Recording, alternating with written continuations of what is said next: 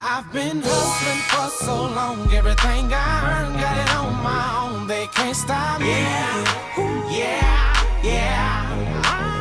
Came up from hustling rocks and things to fancy cars and high-style chains, they can't stop me. Running away from me. Drop the top and let the wind blow. If you ain't trying to win, player, what you in for? Real copy that like tenfold. Vet why these little the acclaimed pro. This roots to this, that's just how the game go. Scared money don't make it, so I gain more. Paper change, I got the same hoe. But my mind frame in a different lane though. Of fame, a change what I aim for. The Cali Kush help me ease away the pain slow. Fake ain't issue, seen them come and go. And real recognize real straight from the dough. Yeah, I rep the foe, cause that's what made me. 10 toes down when it wasn't all gravy. But it still paid me, so I gotta ride for it. And if you're feeling how I'm feeling, up your side for it. I've been hustling for so long, everything I earned, got it on my own, they can't stop me. Yeah. Came up from hustling rocks and things to fancy cars and high-style chains, they can't stop me.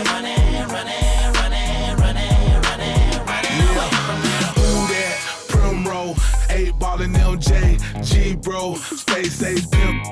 I talk, a don't like that. She could walk, see everybody ride with you when you're ballin', but start disappearing when you're fallin'. My got life, cause it's on kinfolk. Snitch to them folks when they caught him with that dope. So much pain in the don't stop. Work hard and get robbed, but it not. My little hustle to the corner got hot. To the with the mask, had to run up in the spot. See, through my life I learned that good things, like love for your fam and big dreams, always turn good when you put good in it, and it'll turn the when you church. I've been hustling for so long, everything I earned, got it on my own, they can't stop me. Yeah. Came up from hustling rocks and things to fancy cars and high-style chains, they can't stop me.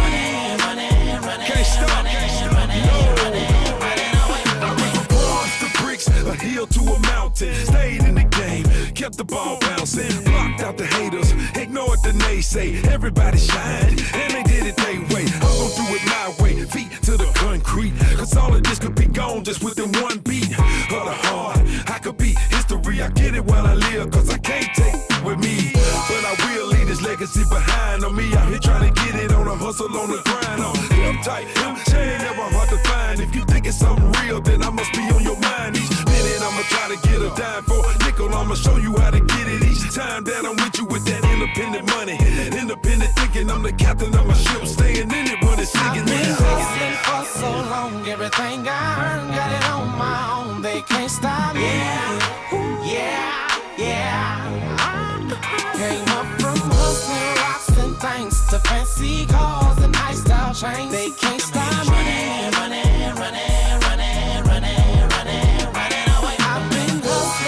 So long, everything I earned, got it on my own, they can't stop me. Yeah. Came up from hustling rocks and things to fancy cars and high-style chains, they can't stop me. Running away from me.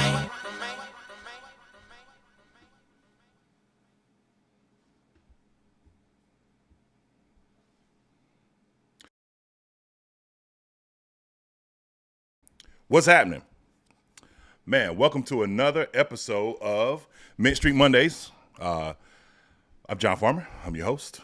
I'm excited, as you can see, kind of all over the place this morning. But, hey, man, this is what happens when we win, man. It's a good feeling, and we're going to get into all of it, man. We're going to get into all of it. Give yourselves a round of applause. Man, I got to tell you something. The bank was rocking yesterday. The bank was absolutely rocking yesterday. I love that more than I love anything else, right? Before really even things got started, first home game of the season, man, we're 0-2. People really didn't care. They came out, showed up. You know, I love to see that, man. I love to see people passionate about this team because we are, right? As content creators, fans, the people that were there, PSL owners, I've talked about that ad nauseum, but there is a legitimate like love and passion for this team, that city, you know, just everything that surrounds it. So again, round of applause for the bank. We're going to start with that. Start with that.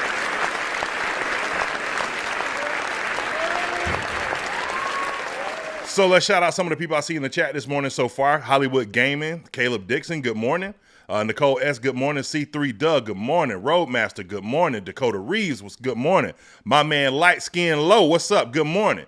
Man, I know you was at the game, Low. I saw some of the video from you at the game, man. So I know it was lit. So yeah, man, salute to y'all. But let's get started. So I gotta tell you something, man. Like rivalries are what make sports great, right? You know, I've always been a huge fan of, you know, the Duke and Carolina rivalry, because it really doesn't matter if it's a year where, you know, I mean, it could be one of those years where, you know, Carolina's struggling like, you know, Carolina has been, you know, as of late, right? Duke might be good. Duke might be struggling, whatever it looks like. It don't matter. Those two games, when they're played, those are the most important games to fans, right? If we beat y'all, man, the season can go how it go. You know what I'm saying? Like, obviously, we want better for ourselves. Obviously, we want to go. And yes, if you don't know, I am a Tar Heel, right? Just to, you know, make it clear. But I'm a bandwagon Clemson fan for football, but I'm a Tar Heel at heart. I'm from North Carolina, right?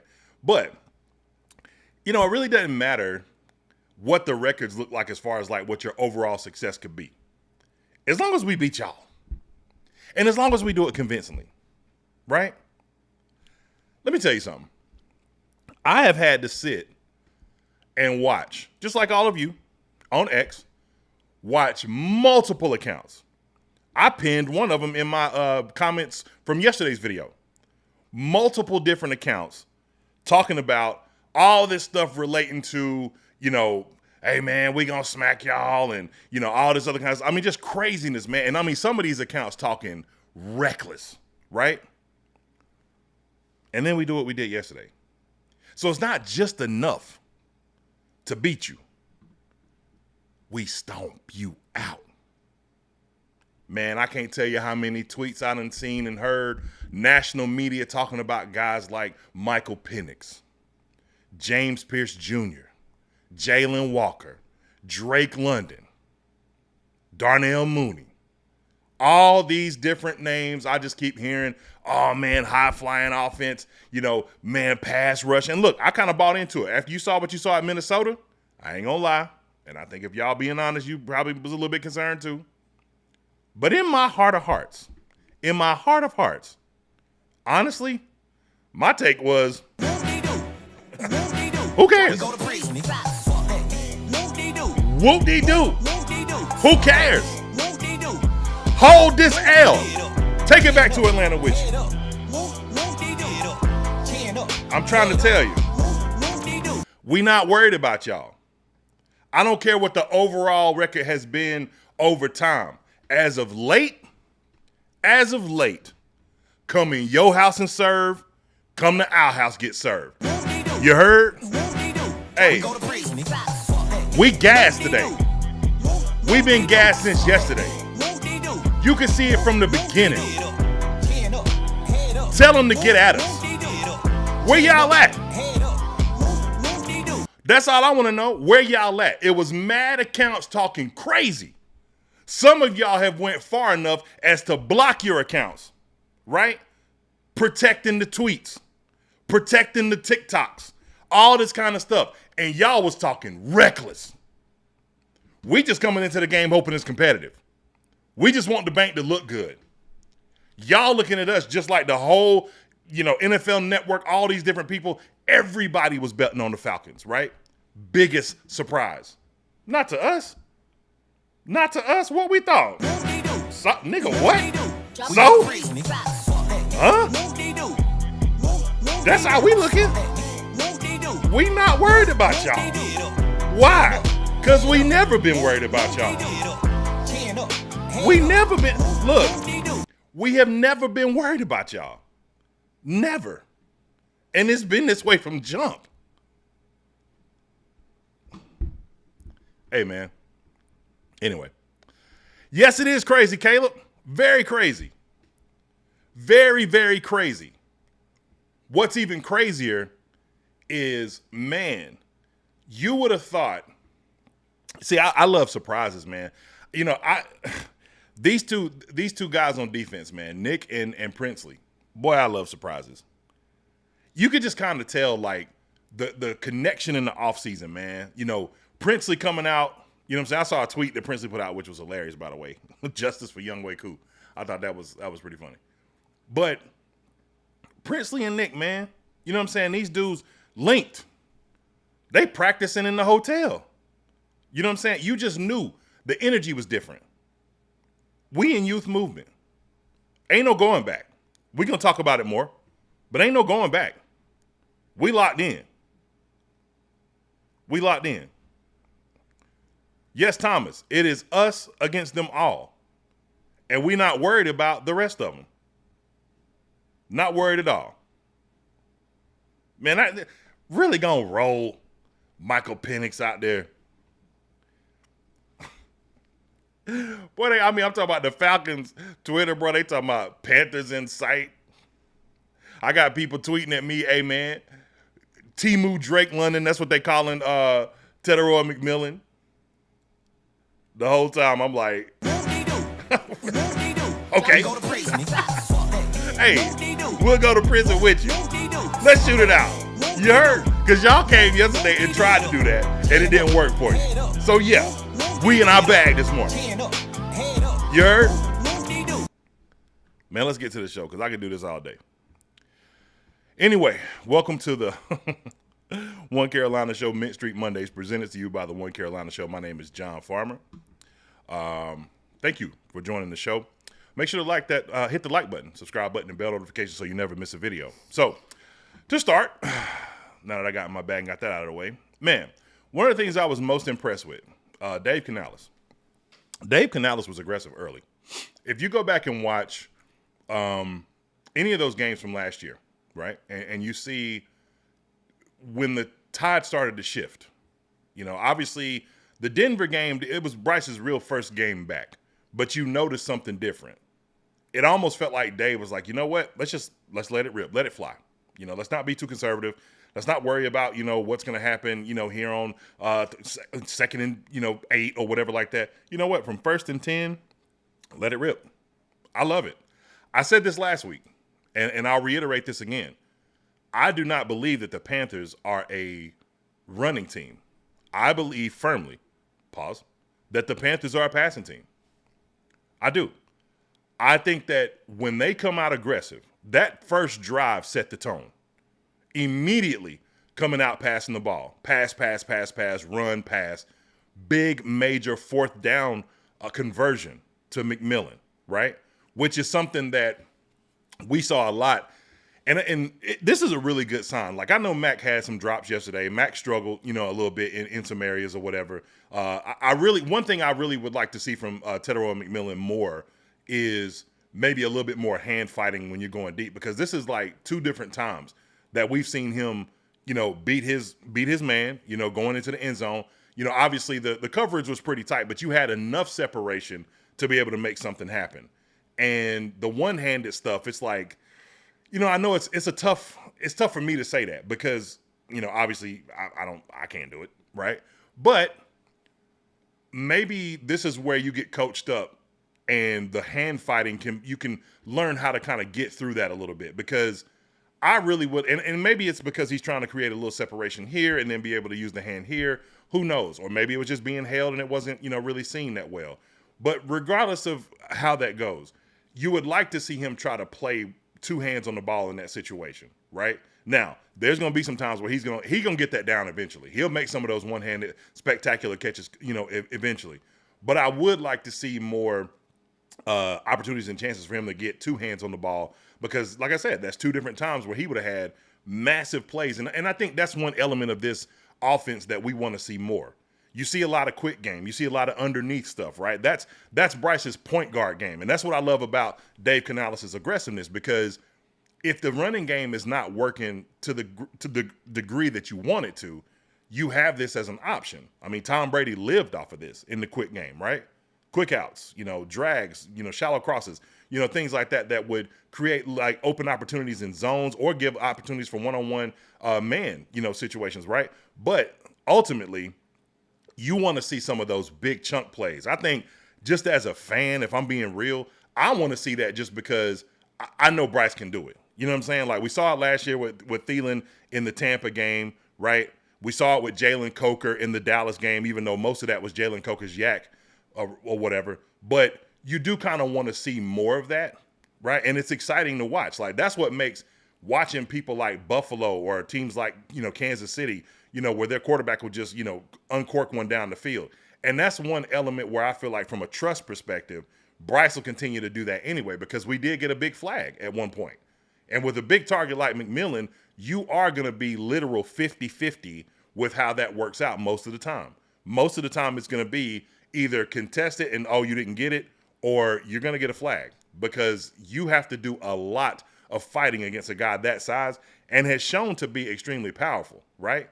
So he's not just a big, lanky dude. Like he's max strong, so that's a good sign. But regardless, again, aggressive. And then that sets up opportunities for your run. Now, it seems like it should be conventionally the other way around. But if you're keeping the defense honest and they can't load the box because they don't know what you're going to do, then you got opportunity to do whatever you want to do. And so I felt like Dave set the tone extremely early. I'm not playing around with y'all, right? That fourth down call, 4th and 3, felt just like it did last year when we was in the Mercedes-Benz Stadium, right? Like, hey, you think it might be a run, going to a pass, going to Mac. And the reason why I love that so early for him is that used to be the Thielen play, right? That was where Bryce trusted Thielen 100%. I'm going to get it to a spot with anticipation, knowing that you're going to be there, right? And you're already building that up with your rookie receiver. And that's part of the reason why I felt like, they were comfortable enough. Think about it. To make that play call, little rub or pick route, if you want to call it that, and for them to make that call at that point in the game that early, and for it to be him, that's the reason why I believe that they traded Adam Thielen. That was the main reason, because it was like, hey, we want to get him involved early, often in critical situations because he has that capability. And I love seeing that. I thought that was excellent. So Dave Canales, super, proud of what he was able to do, man. And he deserves his flowers. That's what we're doing today, man. We're going to talk about all the good stuff. Yeah, there was some stuff that we could obviously, work on.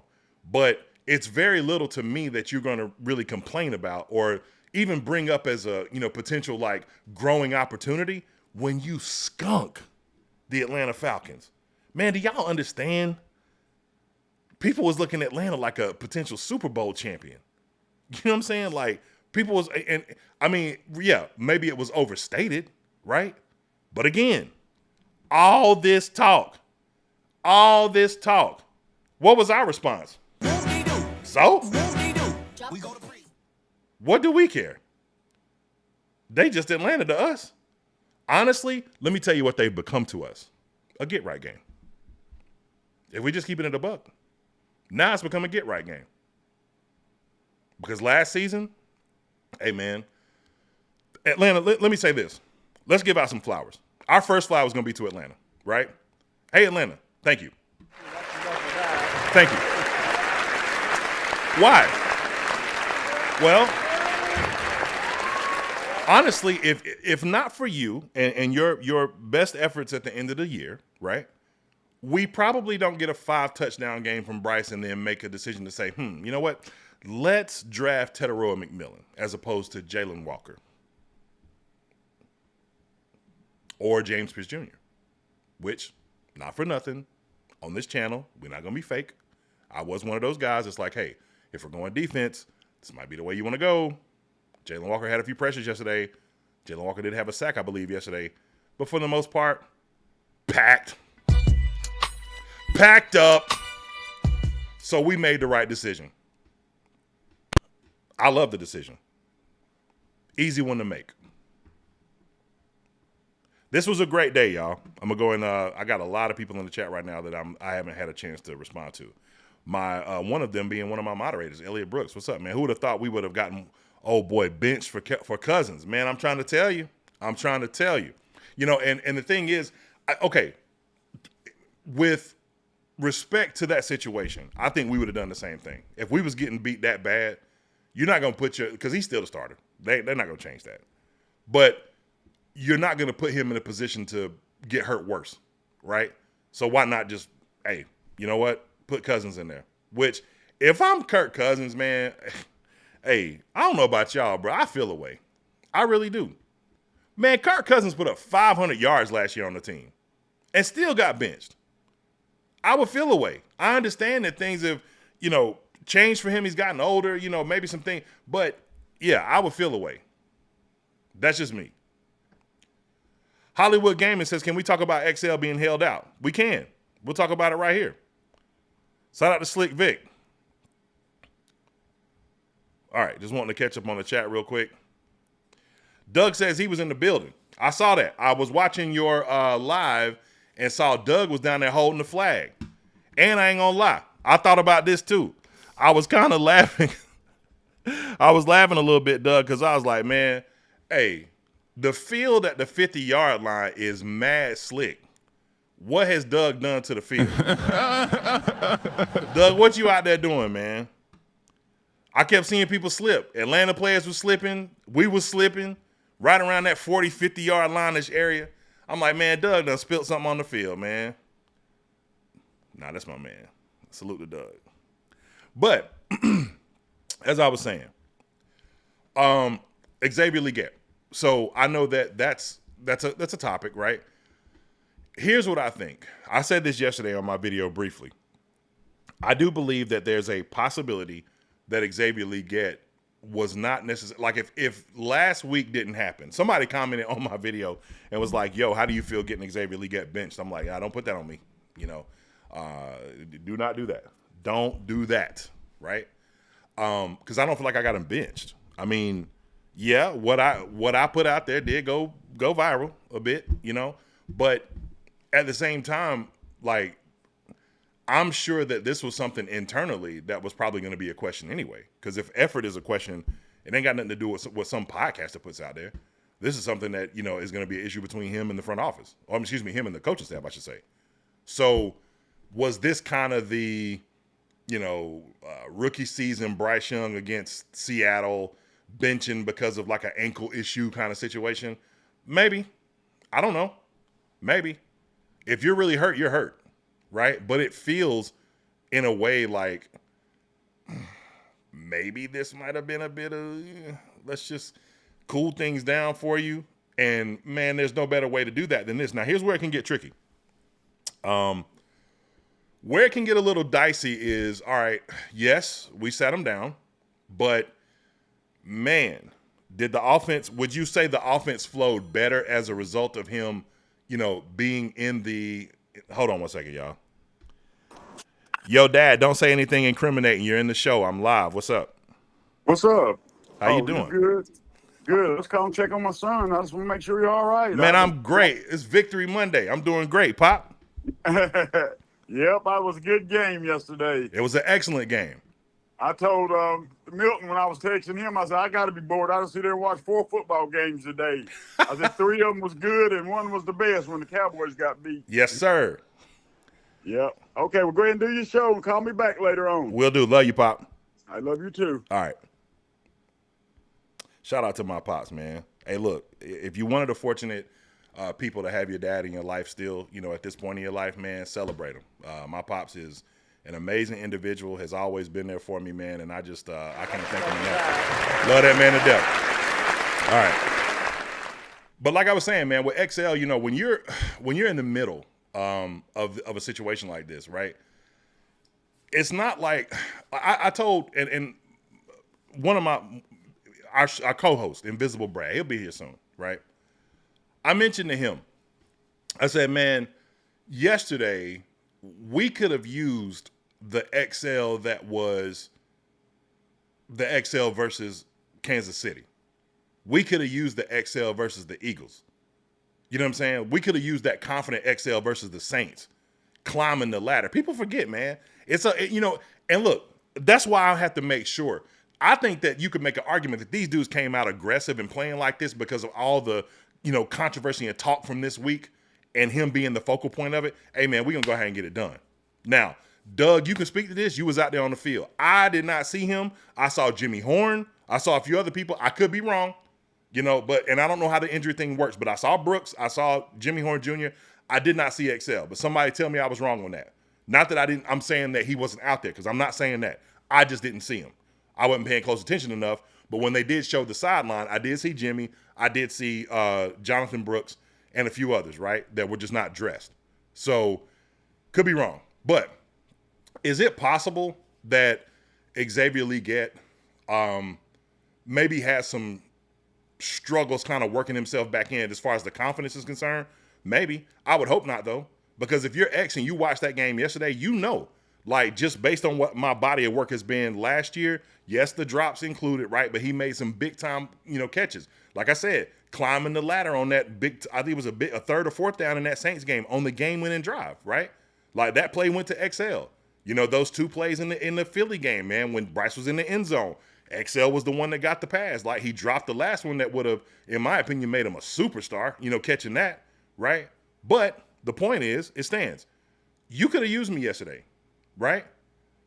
That's how I'm viewing this if I'm XL. I'm not viewing this from the perspective of like, man, the offense looked like it flowed so much better without me. The only thing I feel like you could argue that flowed better was really more that, maybe there was more energy and effort. It seems like that there was more, consistent effort of people trying to get themselves, into positions quicker, things like that. And I think that's something that maybe you can sit down with him and help him work through. But do I believe that they don't need XL moving forward? Heck no. No, I think they definitely do. And I hope he comes back with an aggressive mindset, And maybe also in his absence, you could also figure a way like, okay, maybe he fits better doing this. Maybe he even fits better in rotation. And if that's the case, then they'll figure that out. But either way, I hope that it works out. So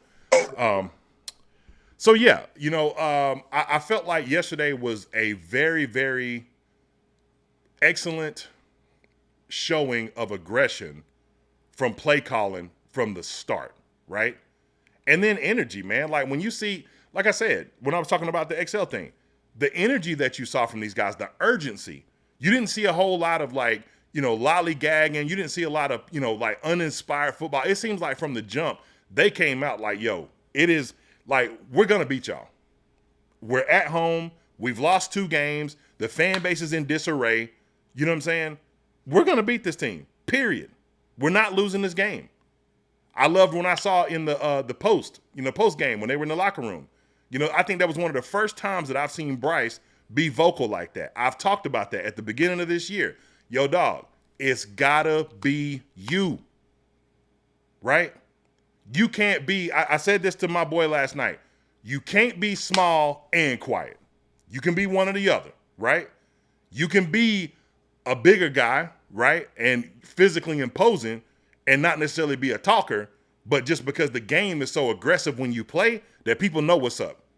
Or you can be small and be like Breeze where you yelling and spit flying out of your mouth pregame getting the team ready. But you can't be both. You can't be little and quiet. You know what I'm saying? And it was good to see, like, when he's playing with confidence, man, he's one of the best in the league, in my opinion. You know what I'm saying? Like, you see the consistency from him, big-time throws in big-time moments, right? And, yeah, a couple of drops here and there, a couple of balls that maybe you want to, have back where you missed, Hunter Renfrow, right? Kind of threw it behind him a little bit. But these are things that him and Hunter's chemistry will get better eventually, right? That's going to work out. But I love seeing in the postgame in the locker room him handing the ball to Dave Canales. Love seeing that. Game ball, right? And I hope that this is because, when you see the stuff that happens on the sideline, right, it's been detailed. I don't think there's anything wrong with coaches and players having disdain for one another. I do think it's wrong when it's passive aggressive. Like, tell me where you at with me. Don't be sugarcoating. Tell me exactly where we stand so I know what either I need to improve or I know how me and you need to vibe moving forward, right? I know what I can say to you, what I can't. Yeah, we can set some boundaries. But the passive-aggressive stuff, pat me on the back whenever I come. If I make a bad play, I don't need that. Nope, don't need it. But regardless, it's time to make that call.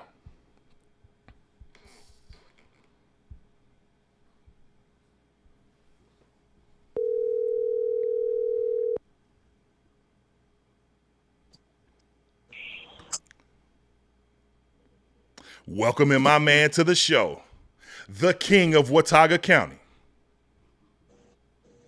Wilkesboro's finest, Invisible Brad. What's happening, man? What's up, my brother? Salami eggs and bacon. All right, so from the rip, man, Dave Canales, super aggressive. Your thoughts? I mean, they did come out firing. 3 straight pass plays. I feel like, we talked about it, them being a run team, and they want to be a run team. They say they're a run team, but with Cuba Hubbard, you know what I mean? He's a good running back. He's got good vision, but he's not a dynamic enough back to be a run-first team. He's just not, to me. And so, man, when they come out firing, get your quarterback some easy throws. You know what I mean? Get your quarterback in the groove of the game. And I really feel like they did that well yesterday to start out. Me too. I love the aggressive pass calling nature because I know the old adage is that the run sets up the pass, right? But I think that when you have a quarterback that can play in quick game, like the whole thing when we were sold the bill of goods on Bryce Young, it was all point guard, right? Well, if he's point guard, then it's a lot of quick game. And it seems to me that that's where he thrives the most, right? When you look back at the Alabama tape, all those swing passes and screens and stuff like that, and that would be more what Bill O'Brien would use to set up, more of those long, one-on-one opportunities where a safety can't, really, tell like, okay, well, is he going, a little quick out, and then I got to pick up, slack here, or is he going deep, and you saw that yesterday, a little pick route, rub route to Hetero McMillan on that 4th and 3, huge play, huge confidence play, and I mentioned this, I said, as far as T-Mac is concerned, and you mentioned this to me last night about, some of the drops that you saw or whatever, but one thing I loved was that to go to him at that moment and not be afraid of that moment as both the play caller and also him trusting himself as a player is a huge sign because that used to be, you knew where the ball was going on 4th down last year, year before. It was going to Adam Thielen, right? So the fact that they made the decision to trade Adam Thielen to me was that they knew in these kind of big moments, he was going to rise to the occasion. Well, I mean, like I said, we talked before about with some of the XL issues and some of the fan wishes with him was that you got your Jamar Chases, your Justin Jeffersons. Man, I feel like Ted's in that ilk. You know what I mean? Like he is the kind of plug and play first day. He's the kind of guy you can go to and lean on. I mean, like I said, he had too many drops yesterday, especially on the wide receiver screen. I mean, that was set up perfectly. The line, everybody did their job, even Bryce, and he just dropped it. I don't know if it's like a concentration. And he's got to stop. We talked about also, man, he's got to stop with some of the one-arm crap. I mean, get both your arms up. And if you can't pull your arm up because the DB is leaning on you because you're 6'5", 200 pounds, then the ref can get his flag out of his pocket. You know what I mean? Yeah. So he's still learning some of the nuances and the ins and outs of being a number one wide receiver, but he's definitely plug and play guy. Yeah, I agree. Now I want to highlight something that Aries Claire says here. Shout out to Aries Claire, a friend of the show from the 704 Charlotte Bound podcast. She says, if this offense looked that way without XL, Jalen Coker and Jimmy Horn. Now I know we had our conversation about Jimmy Horn, but just the point. I can only imagine what it would look like with all of them there providing multiple options. Now, you and I talked about, Coker and his return and how that could potentially look. What would be your thoughts? What do you think you would see different with those guys, in this offense compared to what we saw today or yesterday, rather? Well, I think that the size difference, I mean, you got your little basketball team out there. I mean, you know what I mean? 6'2.5", 6'3" in XL, 6'5" in Ted, and 6'4" in Jalen Coker. I mean, you really got some size, some ability for your quarterback to see. Of course, again, this is just throwing a name out there as far as what their offense did, not to make that comparison between him and Bryce. But we look at the New Orleans Saints when they had, Marquez Colston. I mean, you got 2 or 3 guys across the board where 2, 3, 6'2", 6'3", 6'5". I mean, and you got options for your small quarterback to see downfield. And then we just talk about the superlatives of each player. I mean, Legette's big, fast. Coker route you up in a phone booth. And then you got Ted who can, route you up. Plus, he's got the hands, he's got the jumping ability. It's just so much you can do with the coach with those options, with those 4 players. Yeah, I agree with that. Now you spoke to something yesterday that I thought was interesting. So, everybody knows from the start, right, that I was, big time fan of Jimmy Horn Jr. When we were doing all of our off-season stuff, man, that's all I kept talking about was like, man, every single mock draft that I'd done, Jimmy Horn Jr. was, in my mock drafts. I didn't care where I drafted him. What's Up Doug is in the building. When we did a draft together, he knows. I actually, I think we were moving around picks, if I'm not mistaken, to be able to draft him in the first place, because I just felt like he provided something from a speed perspective that very few teams have, and we hadn't really seen, in quite some time. And so Double O'Kane asked the question. He said, I need to understand why Dave Canales hasn't played Jimmy Horn Jr. And you had kind of went through a pretty good spiel on that yesterday when we kind of had our behind the scenes talk. Tell me what you had said yesterday and what your thoughts are on that. I mean, every training camp, this one was a little different, and it'll be next year because we can't go and see what's happening, what's going on with the players. But we were getting snippets and we were getting clips, and if it wasn't Hunter Renfrow, it was Jimmy Horn. He was out there routing people up. They were, 5 and 10 yards away from him. He's catching, he's chilling. We knew there were some hamstring issues, but again, you only go on the reports of who practiced, who didn't, who was held out, who did work on the side. Mm-hmm. And he was always involved. And then you progress to Fan Fest, and then he goes out and Fan Fest and he has a good showing. So everybody is excited about this guy. And then, on top of that, it's the whole Dion, Colorado, every single bit of the past 2 or 3 years. This kid has just burst on the scene. This is the guy that we've been following because, let's be honest, everybody's following Colorado to see, what's going on with Dion and Shador and Shiloh and Jimmy and Travis. Mm-hmm. And so, this is a guy we're invested in. But then you got to look, we have a super deep wide receiver core. We do. Yeah. And then you have to have people available at other positions. You know what I mean? I understand keeping him on the 53 because he is your dynamic 5th round pick, but he's still your 5th round pick. And then when we look at the certain guys who were 5th round picks in the past who kind of burst out on the scene, they did so because of injury and kind of injury only. You know what I mean? Yeah. Puka Nacua, those type of guys that burst on the scene. We know that kid now, but before, he was buried on the depth chart. You know what I mean? So he's going to have to ascend over, Jalen Coker, Excel, the huge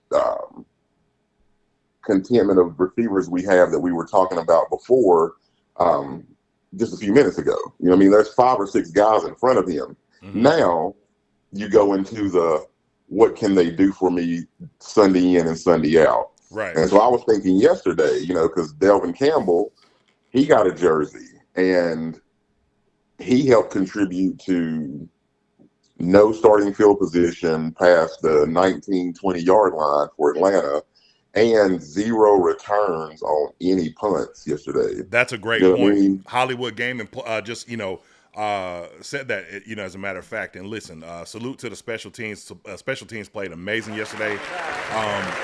Guys like Bryson Tremaine, the Campbell kid that you were talking about, I think that's a huge story in this game that's kind of going to be undersung, obviously, because, what they done on defense, what they done on offense, which, we're talking about now, we'll get to the defense, eventually. Special teams played amazing. Even the kicking, the way that they were, Ryan Fitzgerald was pinning those guys back was incredible. Well, yeah, and if you have, that's, just extremely disheartening when you've got to start every single drive on the 19 or the 18 or the 20, and you got to take it 80 yards or more every single play. Every single series to get points. That's a huge deal in the psyche, especially a young quarterback like Penix. Yeah. You haven't been moving the ball. None of your normal stuff's working. everything that you're trying to do seems like they're just jumping on top of everything. I mean, the swing passes, all the stuff in the flat where you normally get Bijan going, the handoffs. I mean, when you got to go 80 yards and you're down, and then, I mean, this is like 10 points, 17, you know what I mean? 24, 27. Like, that stuff is huge on the psyche when the special teams.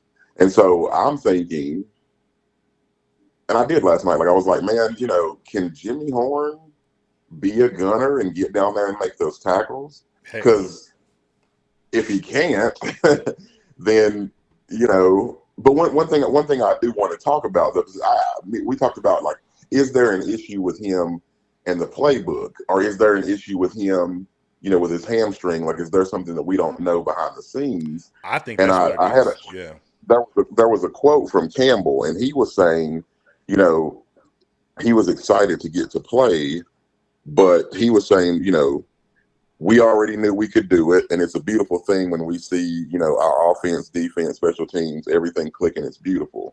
So we know that's the standard now, and, you know, we set the standard, so we can't go below that. I just got here, so I've got to learn the playbook, and that's been a challenge. Yeah. But everything going through my mind has been excitement, nervousness, but more so excitement. And that's from, you know, the undrafted kid right behind him. Yeah. So, I mean, you know what I mean? Is there still some small nuances? So that's when I swing it back to you, because you were saying, you know, listen, man, how much does it take to do a quick end, to do a slant, to do a comeback route? Exactly. And I'm going to stand on that, man. Like, it doesn't require a huge grasp of the playbook if you are just, I mean, if it's a simple quick out. If you line him up in the slot and say, okay, run this dig so that the linebacker will realize, like, oh, my Lord, this kid is super fast. And now you got a one-on-one opportunity with your Z or your X, right? So, like, I guess for me, it's just like, to me, maybe I'm wrong on that. But, I mean, when I think about, like, last week, for example, right? XL being put in a really weird spot where it's like a swing pass to him and then he's drifting backwards because that's really not his game. That's part of what Cam talked about on First Take. You know, we were talking about the whole route guy situation, which we'll talk about that a little bit later. But, like, if Jimmy Horn is in that position, like, my goodness, like, you know, okay, at worst, he gets tackled in the backfield like XL, and, of course, you don't want him to fumble. And who knows if that's the kind of stuff you're seeing in practice. Like, if you're trying him there and that's what you're seeing. At best, man, he hits the sideline and, you know, either takes it, you know, 20, 30 yards, or maybe it's a house call because you just have no answer for that type of speed, right? So, to me, I think it's something a little bit deeper. What I hope it's not is, you know, hierarchy. Because, again, and I think we saw proof of this yesterday, and we're going to get to this. I don't want to, you know, fast track us too much. But Dave Canales is a Pete Carroll, you know, I hate to use the word disciple, but, you know, it kind of fits in this, you know, in the context of this conversation. Yeah, he's off the tree. Off the tree. That's a better point. Lord forgive me. But the point is that you got a guy that literally benched a quarterback that they had just paid huge money to, which is going to bring me to my next point. This is a great segue. This center competition is over. There is no Caden Mays. Caden Mays is your center. Like, I love you, Austin Corbett. You know, thank you for your service. You know, you won a Super Bowl as a guard. If you're okay with being in rotation, cool. If not, man, I'm telling you, Cincinnati, I know y'all there's a ton of teams out there that need offensive line help. But if Austin Corbett is not okay with being a backup to Cade Mays or anybody else on that line, then by the trade deadline, I'm getting draft capital for him. Because he is not playing center for me anymore. On the screen, you can see it. You know, I got a play from the All-22. I just kind of have it playing in the background. We're not going to go through any specific plays, but just in particular, you can just watch the snap here. You see how fluid the snap is. He's right in position that he needs to be in immediately. But when Bryce gets that snap more fluid, the play goes better. You know what I'm saying? And to me, like, you're not reaching up for it. You're not, you know, because I can put my hands where I need on the ball immediately, right? So, yeah, to me, dog, it's a wrap. That center competition is a wrap. Well, I mean, his contract was for 1 year, so I think he's just kind of done in this town. I mean, for him to have that second injury in as many years, and this one, being season ending as well, I think you kind of just got to move on from him. And I think this makes it easier, which just goes to the part of the offensive line paying. They just played, a complete game yesterday, and we haven't seen that even with Hunt, with Damian, with everybody healthy.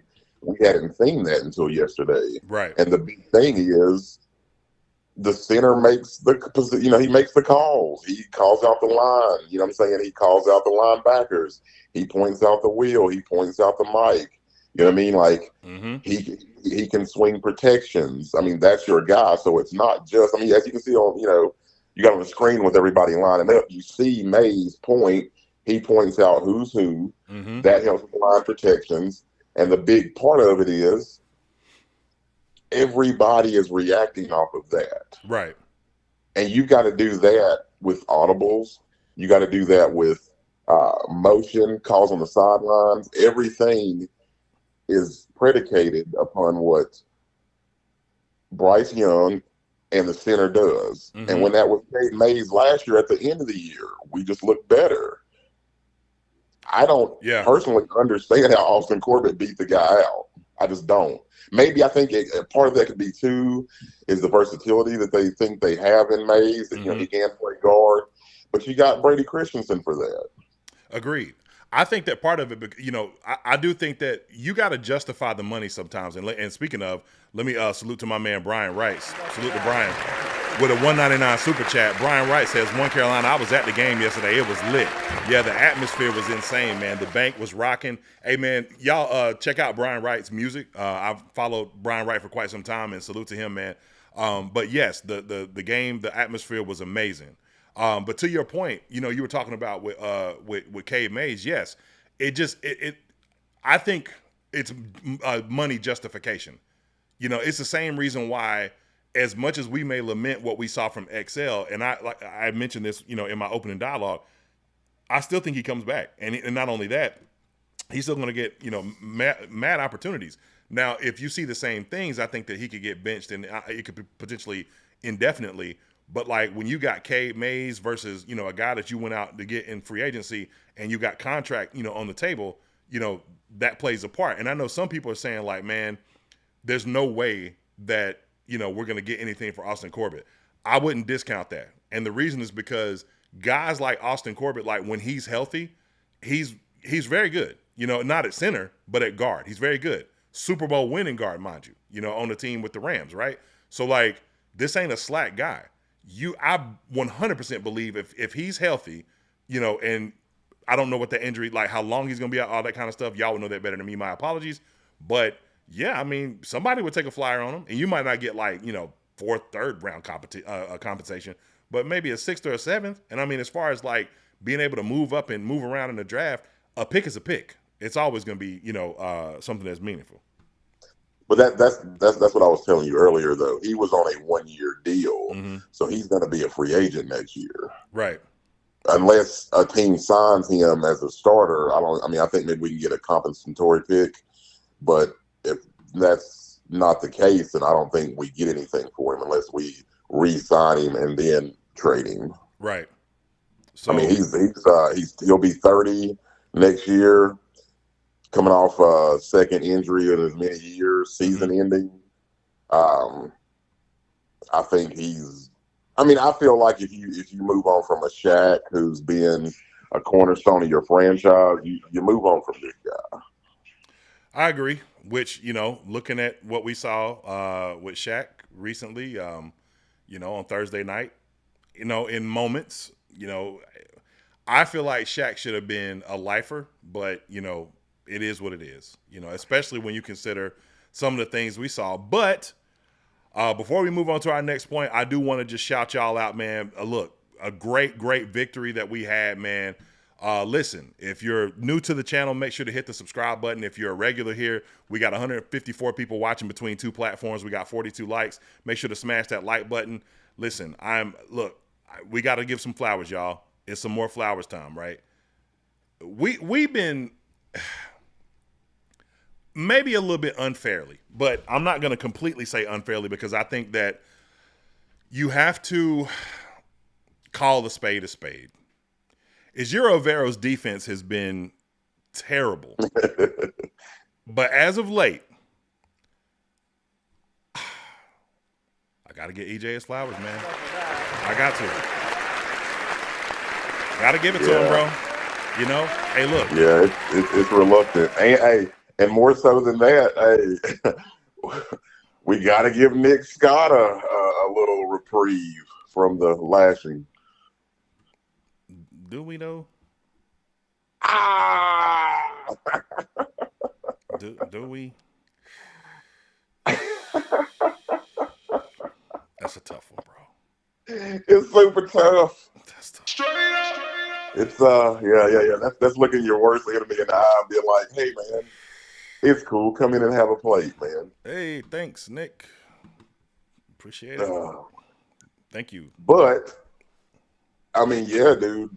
5 of 13, third down, 72 yards rushing for Bijan. I mean, dude. Oh, the defense played so good. And here's the thing. They were prepared. Mm-hmm.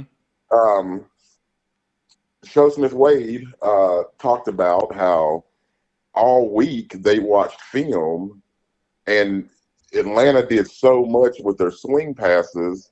And they said one of the tells was with their swing passes was that Penix would gamble late to try to, Mm-hmm. bail him out on the third down stuff. And the thing was he would gamble late and he would gamble to the sideline. Mm. And they were like, that's not a thing that most quarterbacks do. So it was a pretty big tell. Mm-hmm. And so when he started swinging that ball late to Bijan as his bailout, which, they said that's a big no-no in the NFL. Like, when you start looking down the field and then your pressure starts coming, I mean, we saw it with Drew Brees trying to swing it to Reggie Bush, Mm-hmm. and Sheldon Brown ran through him and said it felt like he was running through cardboard. I mean, I think that was the start of the decline of Reggie Bush. Well, that and, dating the Kardashian. But Smoke. fair, you know what I'm saying? Right. But dude, they were ready, and every little swing pass, man, every little screen, other than that 25-yarder to Bijan, I think it was the second or third quarter, man, they were on all of that. Yeah. And they were communicating. They did a big interview with Nick Scott, and he said, I just feel like, we could trust each other. And, people were making plays because the guys beside them, were trustworthy. And I'm thinking, well, yeah, because I feel like we got Lathan Ransom on the field for 55% of the snaps. And that kind of helped with the 3 safety look. Mm-hmm. So, but that's my spiel on it. Yeah, I mean, I'll be honest with you. You're not going to get a whole lot of support on the Nick Scott talk, but at the same time, sometimes you just got to, show love where you show love, man. And ultimately, look, Nick it may be difficult to give those flowers, but here's what's real, because Nick has given up some pretty big plays, right? But Ejiro Vero in 3 games, 17.7 points allowed. And shout out to Thomas World on X for posting this. 17.7 points allowed per game. That's 8th in the NFL.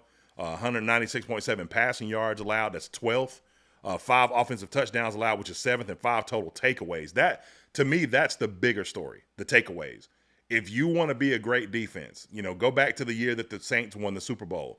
The guy who is now, I guess in prison or whatever, Sharper, man, he had 8 picks. Go back to that year that, Seattle beat Denver in the Super Bowl. That year, Richard Sherman had 8 interceptions.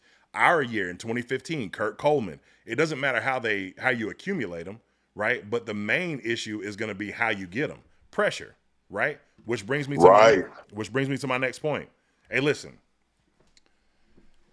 Hey, Pat Jones. Before I do that, let me read the super chat real quick because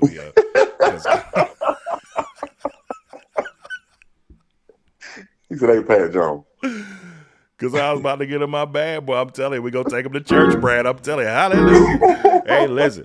All right, so salute to James the Island Panther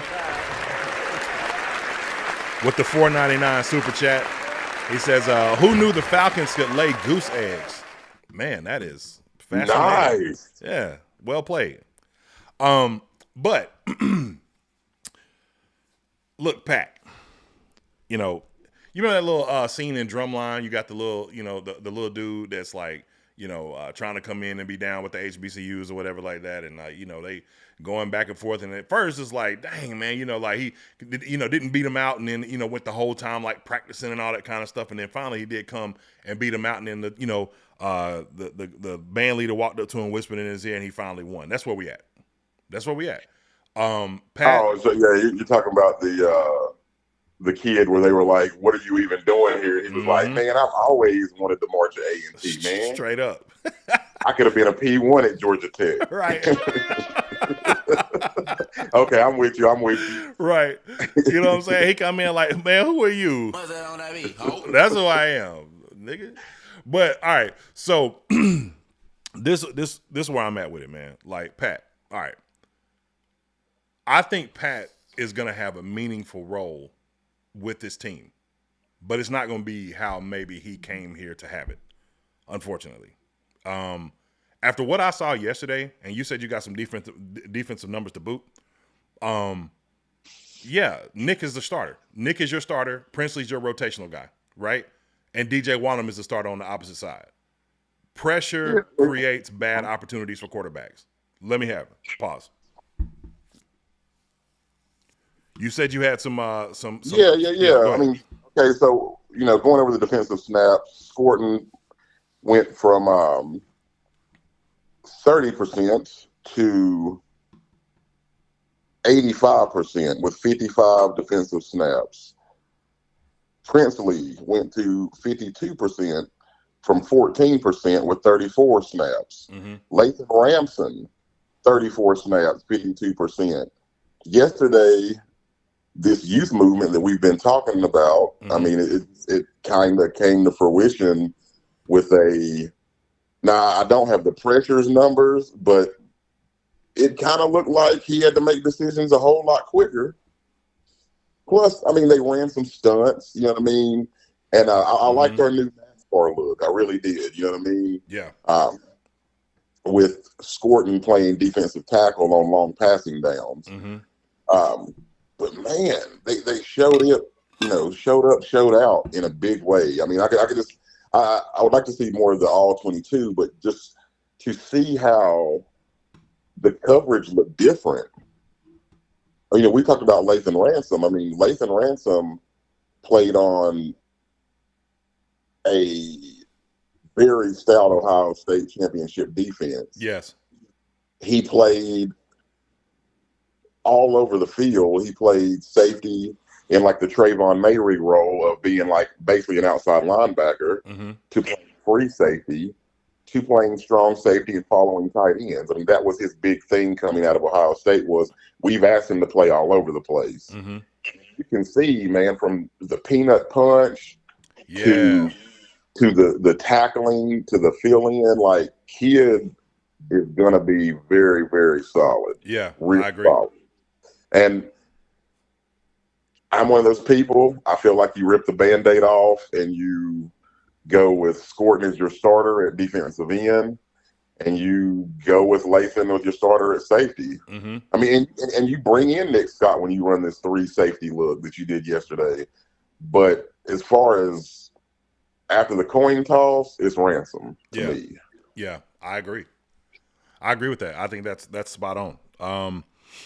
You know, I think one of your biggest struggle, and we talked about this, seeing Trayvon Morig, you know, in the box, because obviously we still have a huge, there's still a huge need at the linebacker spot. Now, I will say this, Trevin Wallace played a lot better today. Man, he sniffed out a screen and, I mean, blew that play completely up, right? Right. Roseboom is one of those guys, he's there, but he just can't finish all the time. You know, I was literally just watching the clip Where like if he didn't get help from J.C. Horn, I mean that play turns into probably what would have been what was eventually like maybe a 4 or 5 yard gain turns into maybe 10 to 15 or more. You know what I'm saying? Just because of not being able to finish. So I think that linebacker now, does that mean that you make drastic changes at the linebacker spot like right now? I know some people have been asking about Bam Martin-Scott, who's been playing well on special teams, if maybe he gets an opportunity, which could be the case. I would say that I probably stick with what I got right now, but I definitely would be looking to upgrade the room possibly at the trade deadline. So I would, like I said, though, I don't think that I would make a drastic move of making that change, but I do. It's just hard not to see that, man, linebacker play could take this defense to even another level, Brad, because if they get that sewn up, it's going to be a problem. When I see those statistics, you know what I mean, that you had up before for, Evero's rebound this year, man, I really lament for the loss of the Outlaw. I mean, if we still had Josie Jewell, that's a good point, helping keep Trevin, online, keeping him, lined up in the right place, keeping him,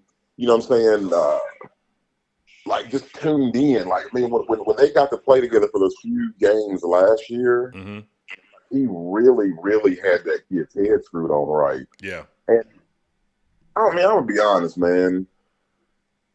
I got a white boy with the hair flowing out the back of the helmet like Rose Bloom, man. I'm gonna need him to fly around with a little more reckless abandonment. You know what I'm saying? Yeah.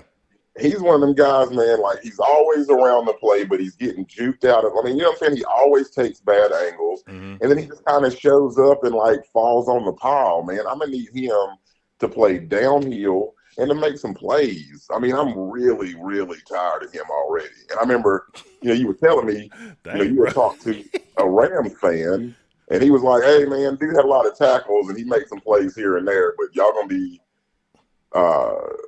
disappointed.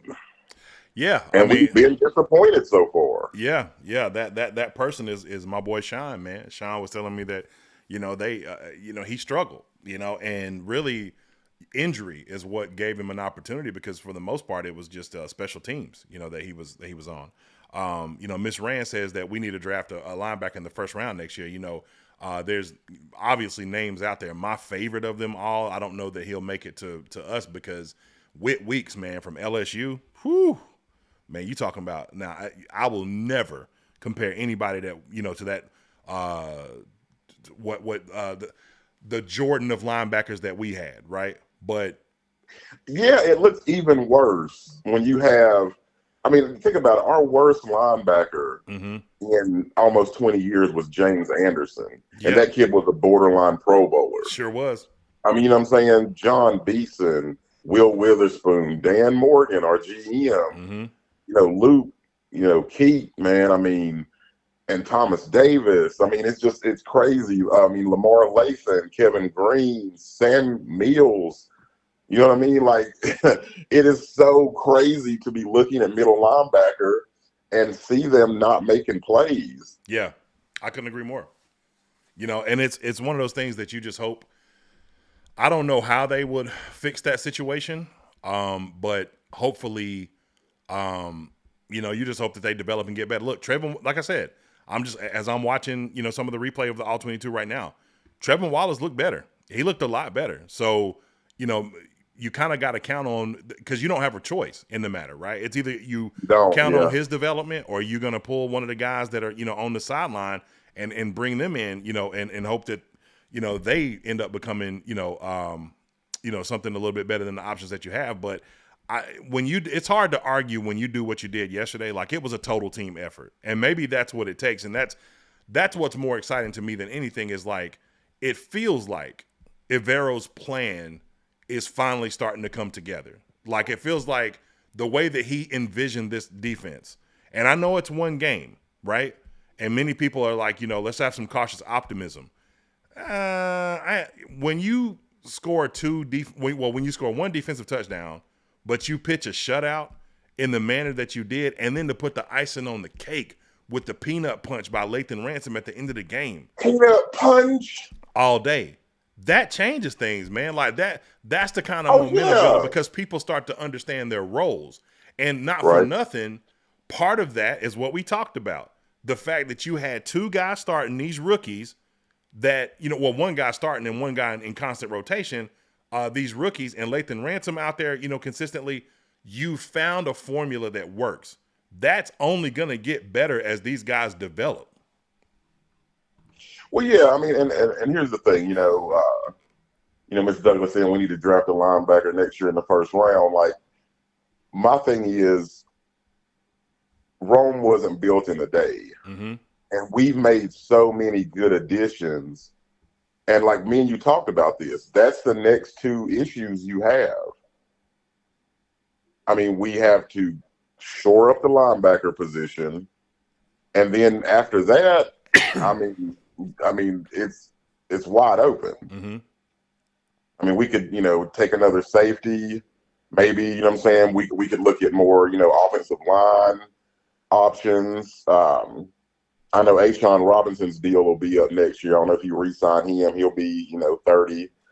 I don't know how they're planning, to do that. Who's going to be long-term guys as the guys we've shored up. But linebacker's the next thing. Right. And Weeks, man, you guys go check out Weeks from LSU. I mean, the kid's nasty. He's fast. He gets his head in there. He makes plays. He's all over the place. He's, I wouldn't say as far as the coverage aspects, but the downhill aspects of coming up, making tackles, that's very Luke Kuechly-esque. Yes. I mean, the kid, you know what I mean? Yeah, I couldn't agree more. So that, when you win a game in this fashion, there's something to be said for that. It could potentially be a momentum shifter, right? This secondary, I heard Dave Canales say something, and I don't want to jump out the window yet, right? Mm. But Dave Canales started talking about, because it's proximity for him, right? When he mentioned Legion of Boom. Do I think it's that? No. But do I think you have makings of it? Maybe. When you look at J.C. Horn and you look at where he plays mostly, that's very Richard Sherman-esque. I know a lot of people get upset about J.C. Horn not following the best receiver. Well, that's exactly what Richard Sherman did in Seattle. Like, he didn't follow the best guy. He played primarily one side of the field. And they would move him from one side to the other, right? But he was primarily like, hey, this is your little patch of real estate. Protect it. And J.C. Horn does a great job at that. Mike Jackson, here's your little patch of real estate. Protect it, right? I don't need. And he puts you in the mind of Brandon Browner. Yes. You know what I mean? Yes, like absolutely. A big physical, hit you in the mouth. Absolutely. You don't see Mike Jackson missing many tackles on running backs and tight ends and stuff. Hey, listen, that's another brother that needs his flowers today, man, because I'm going to tell you something. Mike Jack stopped at least one particular run. Man, there was nobody in the vicinity. This would have been a touchdown all day. And Mike Jack really leg wrapped Bijan Robinson, because you can see Bijan pick up the ball and slam it on the ground because he knew. Like, it was pay dirt. And so, yeah, salute to Mike Jack, who has played extremely well. What a luxury to have, man, because we got a dog lying in wait in Corey Thornton. You know what I'm saying? And, like, to have Mike Jack playing at this high level, which you love to see, and to the point that someone was asking me about XL earlier and talking about Xavier Legette. I would hope that Xavier responds, just to kind of go off on the side before we come back to the secondary, I would hope that he responds the way Mike Jackson does, right? Mike Jackson comes in, man, you're continuously building up that cornerback room. There was no gimmies when it came to that, right? So, yeah, Corey Thornton was playing excellent, right? And Corey Thornton would, likely be someone that would take a Mike Jackson spot, from playing that well. At least that's what people perceived anyway, right? But he's a depth piece at this point. He'll get his opportunities at some point, but Mike rose to the occasion because I know you need me. I know, like, look, Mike was graded in some, like, I think overall category, he was in the top 10 PFF corners last year. You know what I'm saying? Like, actually pretty high if I'm not mistaken. So it's not a, and that's with an abysmal pass rush. That's until with DJ absolutely comes back. Yes. Yes, with a terrible pass rush. So to me, I feel like XL should kind of have that same thought process. I said this before you jumped on. With him, it's like, look, yeah, the offense looked great yesterday. People looked like they knew where they were going a little bit better. There was a lot more urgency. But I don't view this, if I'm XL, from the lens of like, y'all don't need me. Actually, I can see a few moments where you could have used me. And I'm going to take that, compartmentalize that, and come back focused so that you can use me when we go to New England. Well, yeah, and any person that would say that, I mean, do you think that the offensive line is better without Pro Bowl guard Robert Hunt? Heck just no. because Gavala played well yesterday? Right, that's a good point. Now, we do think, we were better with Cade Mays, but the caveat is we do not think that we're better without Robert Hunt just because Gavala played well. Yeah, I couldn't agree with you more. And look, let me just say this, because Jesse K says this: the big media is completely ignoring our win, though, and it's BS. That's going to be the story of this team until they see it consistently, right? And even then, there's going to be other franchises that are going to get, like, you got to do some pretty great stuff. Because, I mean, you think about it. Even that 2015 year that we had, like, they didn't really show us no love nationally. You know what I'm saying? So they did, yeah. When we absolutely pummeled Dallas on Thanksgiving, it was a regular Sports Center. They say their little quips and, their little anecdotes, and that clip was over. Just like that. It wasn't like, oh man, Carolina really, I mean, that's when we were undefeated, and that was total dominance. So we ended their last threat with a middle linebacker interception. And he said in interviews that he looked for the quarterback and punched him in the helmet. You know what I'm saying? Yeah. Like, and we got no love. You know what I mean? Yeah. Cam with 5 touchdowns. You know what I'm saying? 3 passing, 4 passing, 1 running. No love. So, and I mean, and I get it. One thing, they're always going to talk about the Cowboys. That's just what they're going to do. And 2, they were saying yesterday we hadn't been in the playoffs in 7 years. I mean, can you believe that? 2017. Yeah. Well, let's say 2018, considering that you played the game in, in January. But yeah. Right. Yeah. I mean, we're we're. This is why we try to build this up and do what we do, because we don't get any coverage, and this is our team. You know what I mean? And our states, like, this is the team we root for. We don't care what the Vikings is doing. You know what I'm saying? We don't care what the Cowboys is doing. And if they got to lead with that every day on SportsCenter, let them lead with that. And not just that. And just like THS Samsonire says here, I hope I said that right. Why would the national media say anything? We've been terrible for years. That's right. To your point, Brad. You know what I'm saying? So it's not, a foregone conclusion that we should get that kind of coverage. But I'll say this, considering what we've been seeing as far as national media is concerned, and how people talk about people and narratives that can be creative, and, how you can censor people for, specific thought, man, independent media is the way to go anyway. You know what I'm saying? Like, nobody's going to cover us like us, because who knows us better than us, right? So, yeah. Why are you talking about 2015? Because we want to talk about it. What you mean? Out of here, bro. Exactly. But 2015. But anyway, that's when we was good. Exactly.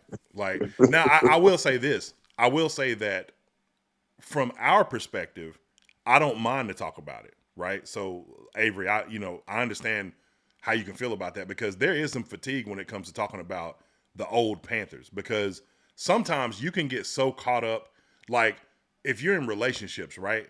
If I'm in a relationship with somebody and all you bring up is like the person that you really wanted, you know what I'm saying? Like the person that really, got it going for you, all that kind of stuff, then yeah, that would get tiring, So from the team perspective, I agree. I'm tired of seeing the team promote stuff like that, right? But from us, I mean, it's about the only thing we got to hold on to, which is why Cam went on First Take Friday and, said what he said. I'm going to pull that up in a second and we'll play it. But, you just want to – the absence of hope is a real thing, man. And it's something that has plagued this team for quite some time. But let's get back to the secondary talk, as we were talking about, man. So, like I said, Dave Canales made a bold proclamation. Dave Canales mentioned that, he sees this in the same line as the Legion of Boom. And I think the addition of Lathan Ransom changes everything. Now, obviously, they got to get that, the free safety position shored up. And some people think that should be him, over Nick Scott. But I could see markings of where now that this pass rush, if this continues in this way, man, this defense could get really interesting as the year progresses, man. But do you think that he was kind of overstepping when he said that about the secondary? One more time. I said as far as the whole comparison to the Legion of Boom. Like, do you think that Dave Canales was kind of? Yeah. Do you think he was kind of overstepping as far as his, his No. take on that? I mean, it's like when you go back to him being, off the Pete Carroll tree, eventually Dan Morgan, he comes from their front office. Like, they are, as the kids say, low key, high key, low key, trying to build, a carbon copy of that. I mean, everything changes in the league. You got all kinds of innovation every year. Yeah. But you're trying to go back to tried and true winning formulas. And that was a winning formula in Seattle.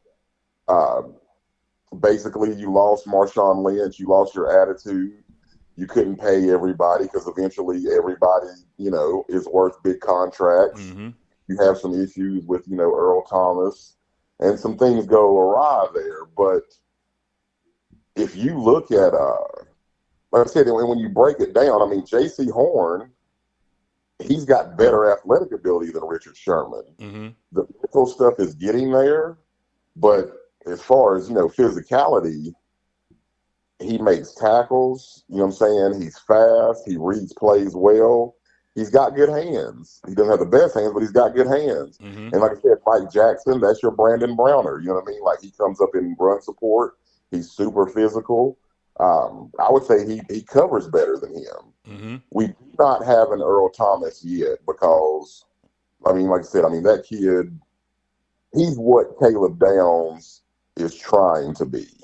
I mean, I'm saying he can cover, you go cover 3 with him and he can cover a third of the entire field. You know what I'm saying? You can be super aggressive with your corners because Earl Thomas is going to be able to come over and take anything away deep. You know what I mean?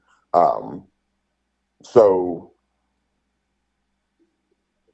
Cam Chancellor, now you got a mixture of him with Trayvon and Mayrig, with Trayvon Mayrig and Lathan Ransom. So my thing is, it's very close. I mean, you got guys that can cover, you got guys that hit, you got guys that come up and fill in on the run, and you got guys that communicate well. Yeah. So, I mean, it's not too far-fetched. But, that doesn't work without your Bruce Irvins, you know what I mean? Yes. Your KJ Wrights, you know what I'm saying? I mean, all your front 7 being so, terrifying, it doesn't work without your, Michael Bennett's. So we've got to get guys up front to disrupt things. And when you got guys up front, man, disrupting things like yesterday, I mean, dude, they were running all kinds of stunts. They were breaking well-timed blitzes. Those blitzes with Trayvon, man, yesterday, that's what I was saying last night. I was like, hey, man, was he saving this for the playoffs? Man, like, I understand you don't want to put too much on film, but you got to sell out, man. You about to get fired. Yeah, that's a good point. And yesterday he coached. It looked like he was scared he was going to get fired because there were blitzes, there were line stunts. You know what I'm saying? But he still had his plays where you had to go man up 4-on-5 and win. But, hey, it was, dude, 3 safeties, moving one down the linebacker. I haven't seen that since Arizona in 2015 with Deion Buchanan. You know what I'm saying? Like, I haven't seen that. And Atlanta was not ready for it. At all. Basically, I wonder if, Trayvon was a spy for the Raiders? Bijan. Oh, okay. Because he was everywhere he was. You know what I'm saying? It was like his Visa card. Everywhere he wanted to be, he was there. You know what I'm saying? So I wouldn't say it's too far-fetched, man. We still, like I said, we got to get us some linebackers because Seattle had some serious linebacker play, and Good Lord. but as far as our Bruce Irvin, our Michael Bennett's, you know what I'm saying? Like, we've got some good young outside linebacker defensive end guys. We do. So we're building. I mean, this play I'm watching right here, I'm not really sure what happened to Nick Scorton right here. But, man, Nick Scorton falls down. But, my goodness, Trayvon Morig, watch him just come right downhill. See ball, sniff it out, boom. And that's the kind of stuff. And look, Rose Boom, hyping him up. But, seeing him, it's a thing of beauty to watch him and Lathan Ransom operating at the same time. Because, they're both kind of nutcases. And, man, I'm telling you, man, that just brings a different level of energy, man. And guys start to believe Nick Scorton's that same kind of way. Dude that just, eats concrete, man. He's just a nutcase, and you need guys like that are hyper aggressive, and oh yeah, that makes sense. You think about right after the draft when they said him and Princely were practicing in the conference room, yeah. You know what I'm saying, at the hotel. You need some football junkies on your team, and outside of our lack of depth, we haven't had guys that seemingly love football. Right. Yeah, that's a great point. I think that's more important than anything else. And that's why, not to circle back, to Excel, but just to kind of bring up the point of effort, that's why it became such a thing. That's why the issue became such an issue. It's because, that's the one thing that you can't coach. I heard a guy say to me one time, you can't manage salespeople. You can only manage their activities, right? And okay. I thought that was a bar, because you really can't. I can't, there's certain things that I can't teach you, your physical ability, all that kind of stuff. But your effort, even that I can't really, teach you. That's in you or it's not, so, even when things are good, things are bad, whatever, you're going to have that, maximum effort and focus regardless. Avery A says, do I believe that Bryce Young could play the Russ-like role? I mean, I would say no in the terms of, Russ was a running threat. Bryce is a running threat, no doubt, but not in the way of zone read. They're not going to run Bryce when he's going to run. Bryce is going to take off because he can, do things once the play starts to break down, the pocket starts to break down. But where I could see it and where it can improve is, man, look, yesterday, Chuba looked good because Chuba had the most yards, right? Chuba ended up finishing with, let's see. Move this screen out of the way. All right. Chuba ended with 17 carries for 73 yards. But, man, Rico Dowdle in some key moments, man, bully ball. That's the thing that, if the running game gets established in addition to what you're doing with the quick game and passing, then, it could get pretty interesting for Bryce and what he does, because I think it would tone down Bryce having to do what he did against Arizona, even though you have that as an option where Bryce can throw, for 300 yards in a game, right? But I think in their heart of hearts, they want more balance. And if they can get that from the running game, especially if that kid on the sideline comes back and he comes back at full strength and, with his, not skittish because of, worrying about potential injury. Yeah, this offense this whole thing could come together, all together at the same time. And look, again, this is one of those games, man, where I'll ask this question, just to move us, on to the next topic, man. Hey, Brad, is this a momentum starter? Is this a trend? Could this be the momentum that sparks the first winning season, or at least above 500 season that we've had, in 8 years? Well, real quick, that Bryce playing the Russell Wilson role, people got to remember Russell Wilson was a very, very good athlete. You know what I mean? He played baseball and football. And until Bryce improves his downfield accuracy, that moon ball, you know what I'm saying? That's something that's really hard to duplicate. And, ever since Bryce has been at Alabama and, him having, 35%, 38, 35%, that was one of his knocks, was deep ball accuracy. Mm-hmm. If he improves that, maybe, but he'll never have Russell Wilson's arm strength. but he does have escapability. Like that was a good strong run yesterday. Mm-hmm. You know, the linebacker sniffed it out. He outran him to the corner and then shrugged off, you know what I'm saying, his club to try to get him out of bounds. But I feel like this is, you know, in your, you know, erector, you know, Lego sets. I feel like this is the second piece. The first piece was last week. Do tell. I mean, because they shut down Arizona in their tracks and completely turned that game on its head. If we do not have those first two turnovers, then we win. And, you know, if ifs and buts were candy and nuts, it'd be Christmas all year long. Exactly. But that still, though, that kind of momentum, all the players this week in their interviews talked about last week. They talked about Arizona. And they talked about how, like, man, you know, we could have, if we just got to, I mean, Mike Jackson said, you know, if we got to a better start, you know, last week, if our defense, you know, we got to start faster. And if they do those things, then, you know, we're 2-1. Yeah. So being 1-2 with this kind of domination, it is because as a coach, your thing is my message landing? Have I lost the team? And what he's been telling these players is, let's play normal, complementary football. And yesterday, if this is what it looks like when Dave Canales' team is doing what Dave Canales wants, then yes, this is a momentum starter for fans. Yeah. It's a momentum starter for players.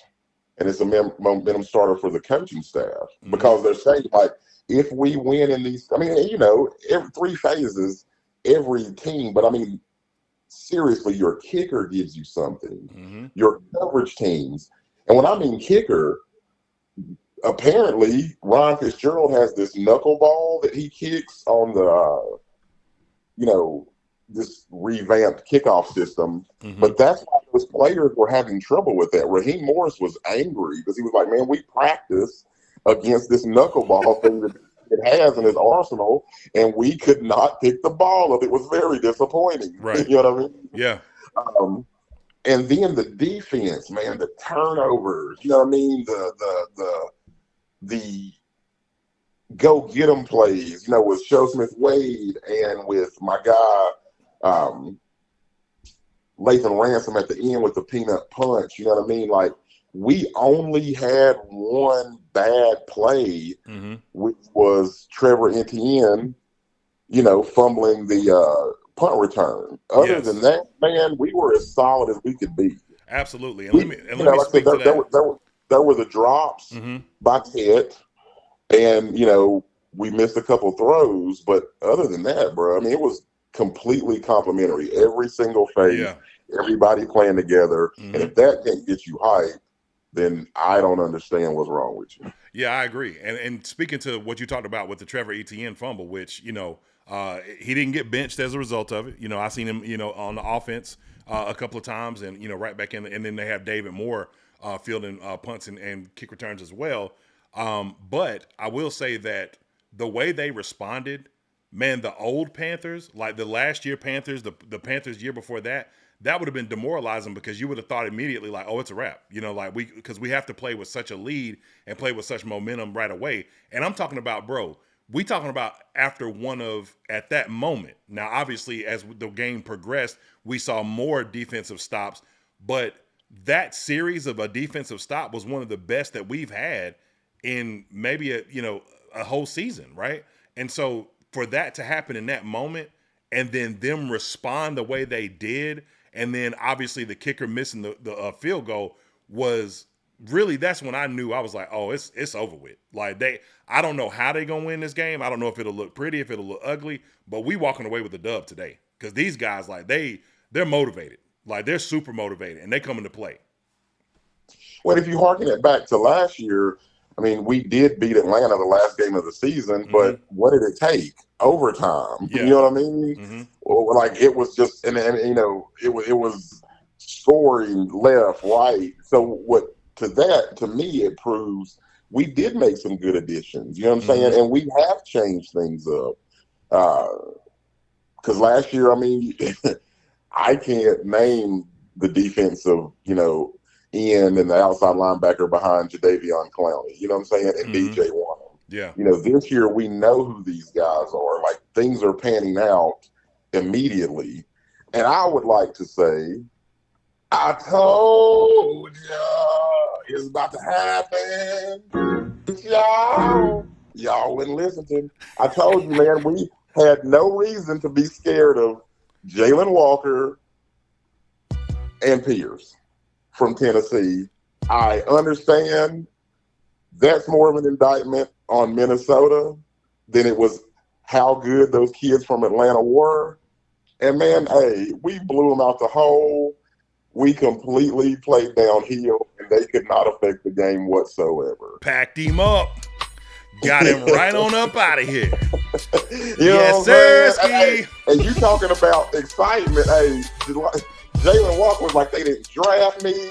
I lived in Salisbury.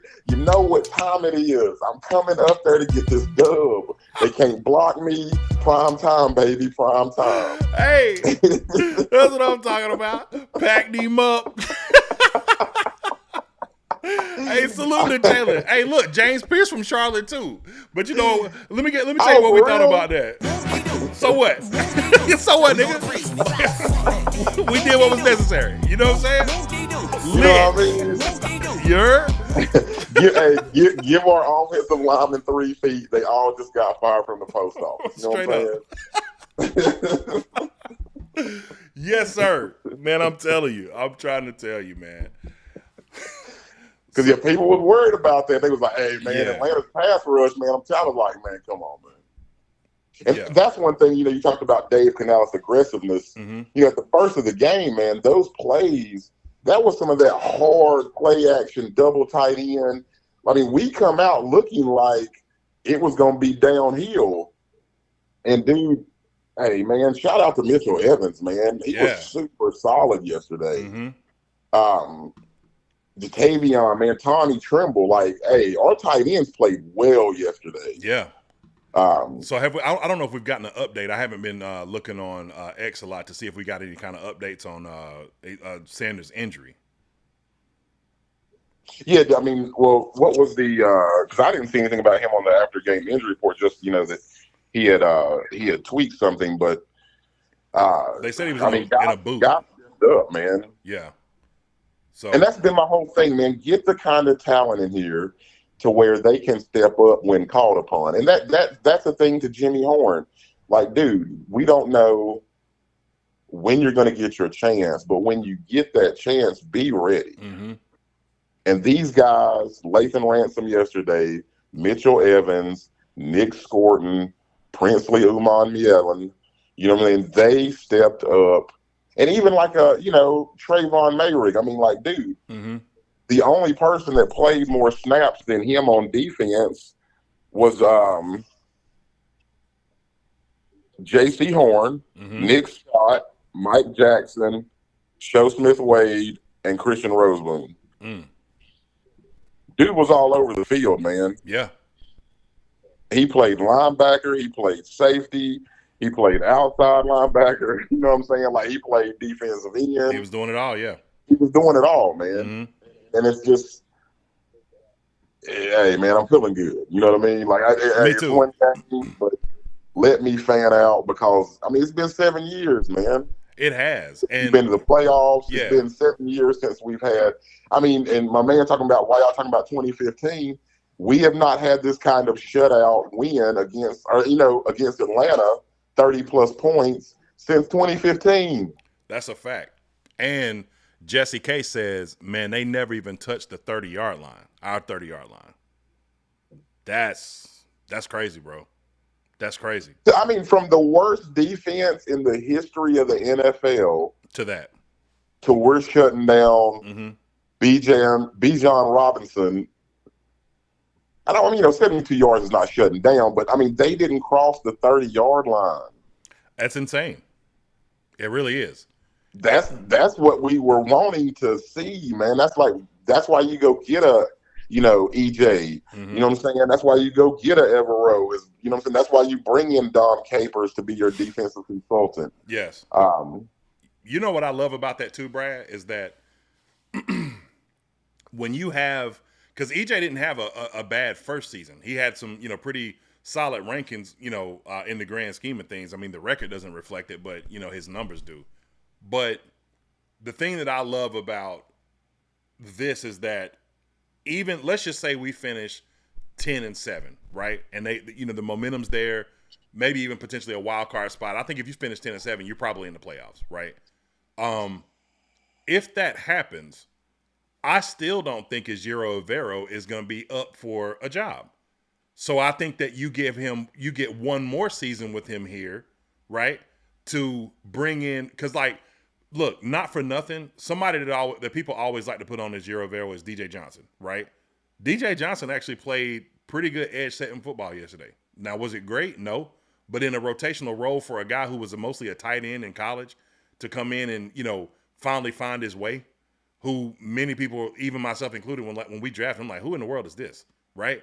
But for him to be playing meaningful snaps and just develop, hey, man, you got to salute that. So now that we're starting to figure out, okay, this is what EJ likes. These are the personnel groupings he likes. These are the type of, guys that we need to look for.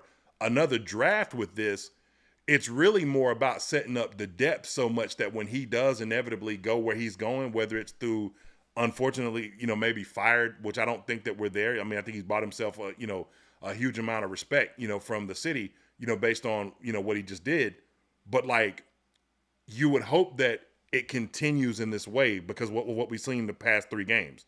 If it does, then another year with him would help develop the next version of him, which may actually be on the team, right? Could that be, I mean, people love Darren Bates. Do I think Darren Bates is your next DC? I don't know.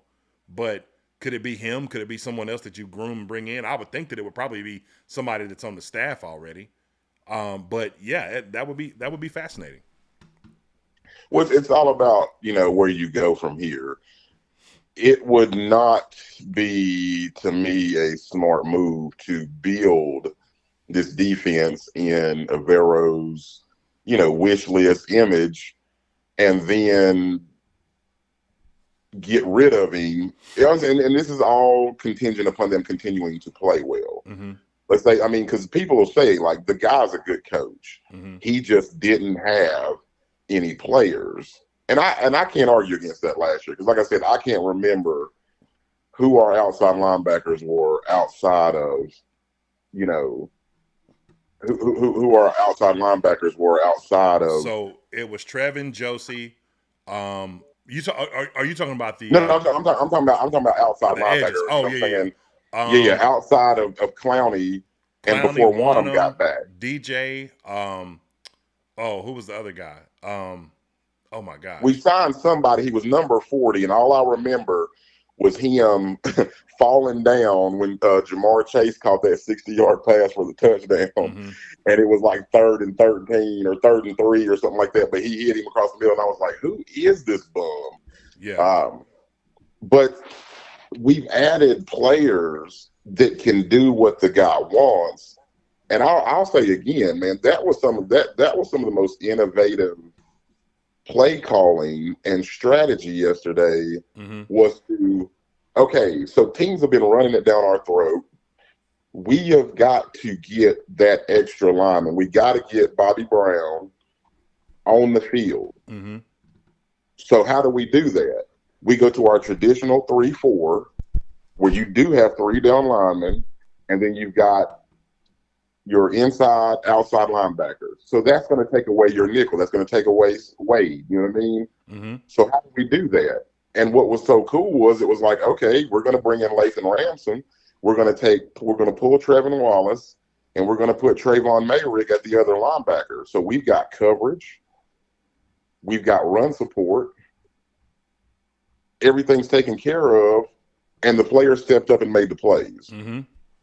So the guy looks like, he looked like it was just one game, I know, but he looked like he finally knew what he was doing, and he had the players to pull off a semblance of his scheme. Mm-hmm.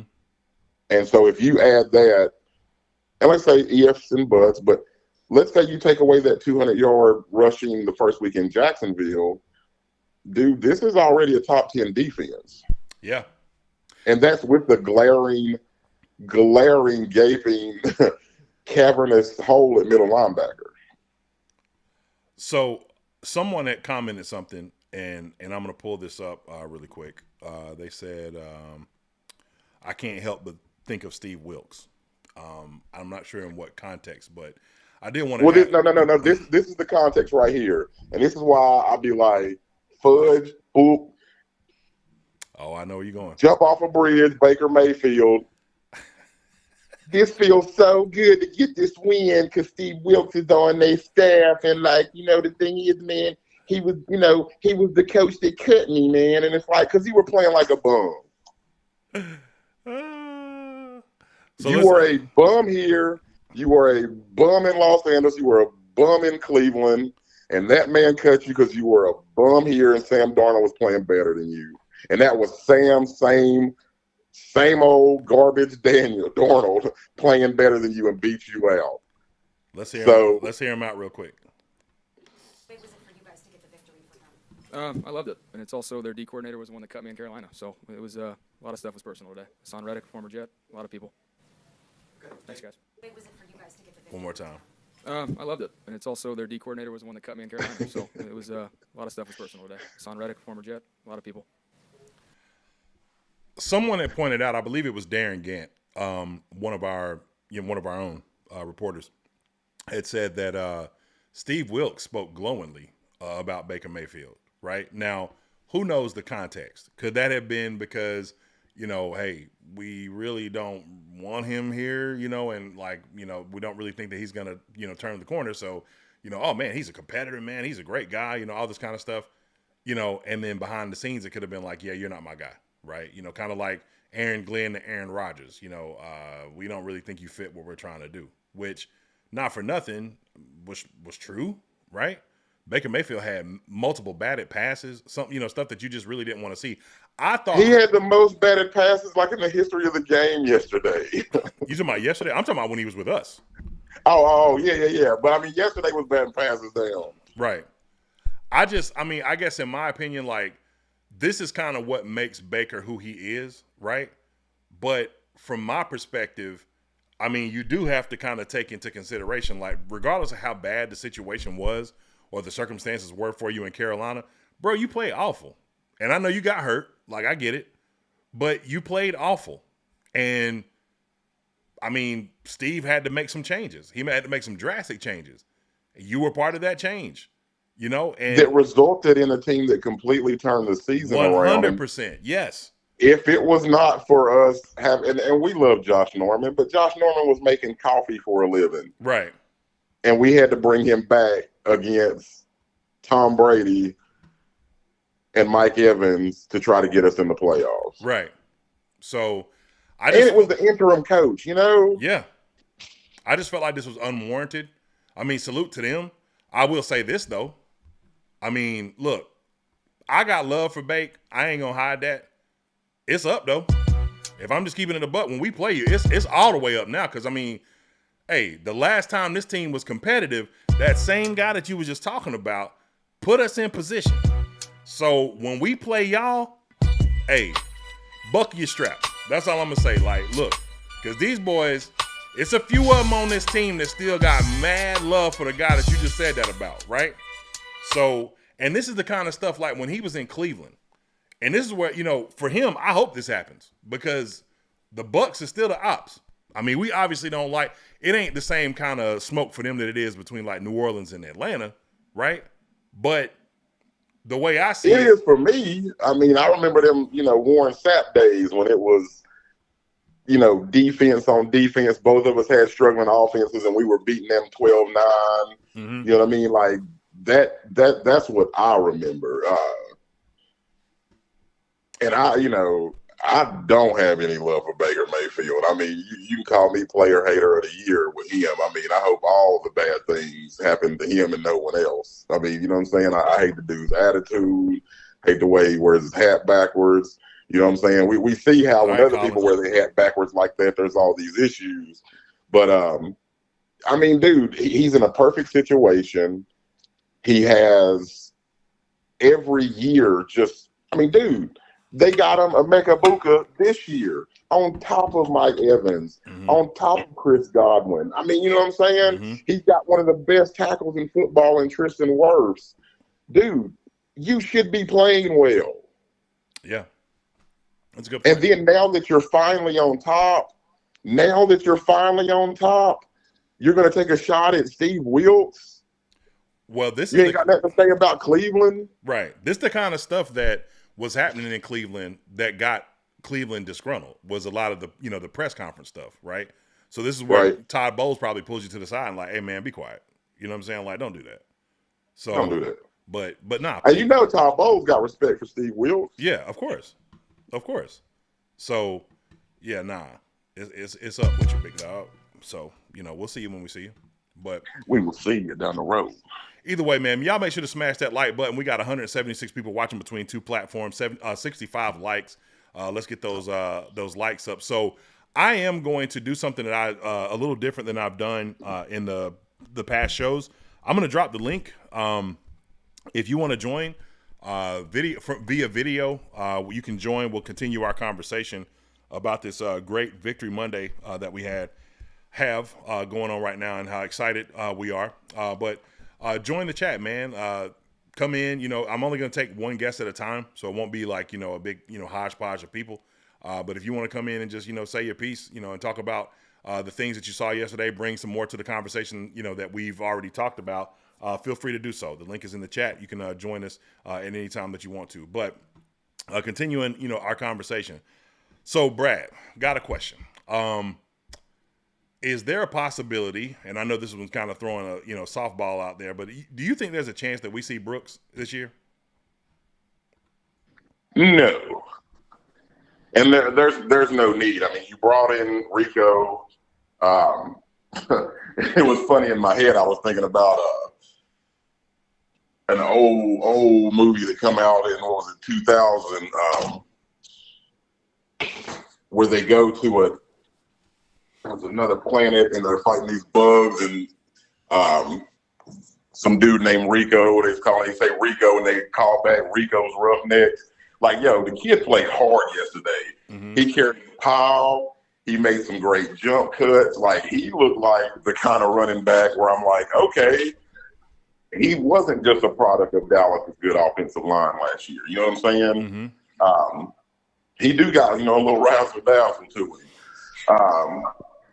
With his, emerging play, Cuba, and then even the, fail-safe in Trevor at the end, yeah, you got to let the kid get completely healthy.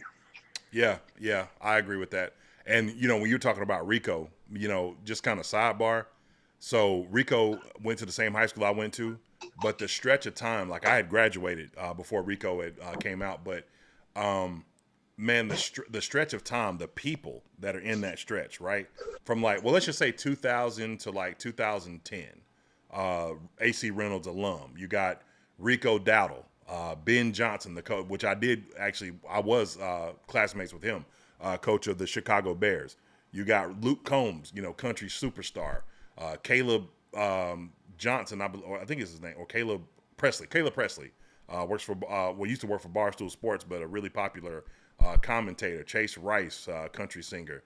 I mean, the list goes on and on of these great AC Reynolds alum. I'm like, I don't know what's in the water, dog, but crazy. But yeah, Rico, man, he looked great yesterday. Like in the moments that you saw him, and I think at some point, there was a few times where he kind of, had some momentum, some gains, caught some out of the backfield, and then you seen, Chuba come back in, and he's just like, but I was glad to see that, at least in his opportunities that he did get, he made the most of them. So I like you. I don't think that he'll come back. I think that they'll slow play this because, if he comes back confident, if he comes back without, hesitation, thinking that he could get re-injured, I think Brooks is still in for a really, really good career. And he could, completely revamp this running game that we have. Oh, yeah. I mean, because he can catch out of the backfield. He has the patience, in the what at times looks like a zone scheme that we run. It was just unfortunate. And we saw yesterday, man, like I got concerned because, I mean, guys were slipping every time they were trying to jump cut. And I was like, man, go back to grass. Mm-hmm. You want to put all this money in the community. You want to put all this money into, you know, rebranding the Panthers. And, dude, you need to go back to a grass field. You got the money. You don't need the concert. That's never going to happen. You want to have a concert venue, build a concert venue. I agree with that, but that's never going to happen. And the reason, yeah, because he, you know, when you start looking at that bottom line and you see the cash cow that this stadium has become, like, I mean, but hey, look, when football becomes important to you and you start losing people potentially because of injuries, because of this turf, then maybe you make that change, you know, but I don't see that. There's not a world where I see that happening, unfortunately. Yeah. I mean, they presented it, you know, that we've made, you know, this kind of huge jump in providing jobs to people in the city of Charlotte. I mean, they've done a lot of basically, you know, putting out all, you know, basically drawing lights and, you know what I'm saying, putting a spotlight on the fact that, you know, we've done so much for the community of Charlotte, and this is the reason how we've been able to do it. Right.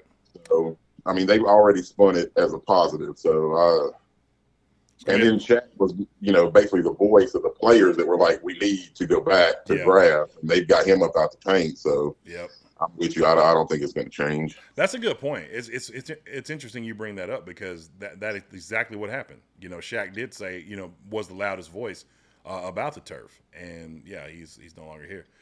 Jesse K says, do you think we'll ever actually – do you think we will actually ever play Brooks again, especially if we keep Rico? Absolutely. Yeah. I think in the small sample size that they saw Jonathan Brooks last year and, you know, what he did, you know, in that Tampa game, like, yes. You know, so the question is, with a guy like that, when you get hurt in that manner, when you're cutting and there's no one around, the only thing I really worry about is, like, is this something that – and it didn't appear that this was an issue for him when he played, you know, with us, because he did, you know, the same injury happened when he was at Texas, right? And he came back and it seemed like he was, you know, kind of back in, you know, in his regular form. But you do kind of worry if maybe mentally that kind of gets in your head. But, hey, listen, you got some of the best doctors in the world right now. ACL is not what it used to be. And not only that, you got one of the greatest mentors in the building working, right, in Thomas Davis, that, you know, at the linebacker position had to do a lot of similar cuts, you know what I'm saying, to get, you know, where he needed to get to make a tackle. So there's no better mentor to learn from than somebody that's actually experienced it, you know, or even like an Adrian Peterson. Like, there's people that you can reach out to that have probably even reached out to him, you know, to kind of mentor him in his recovery, and, you know, even also getting in his head, like, yo, take your time, you know, take your time. Don't rush this, you know, come back when you're ready, you know, and then, you know, you move forward from there. But yes, I absolutely do think that there's a world where, you know, you possibly even keep all three of them. But, you know, he's definitely coming back. But thank you for that comment. Well, I mean, and next year, I mean, you can't continue to pay all of these backs all of this money. I mean, you know, Rico was $10 million 1-year contract. I think next year that money would be well used somewhere else. You know what I'm saying? Mm-hmm. Especially if you got Brooks coming back and you still got Trevor Etienne on the squad. You know what I'm saying? Agree. Yeah. Like, we've got a lot of investment in the running back position. And, you know, like we were talking about earlier, it's time to go shore up some other stuff. Mm-hmm.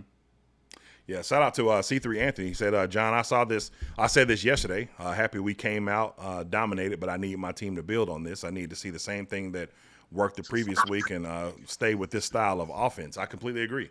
I think that they need to stay aggressive. And salute to Will Robinson 843 with the, let's see, $5 super chat. Appreciate that.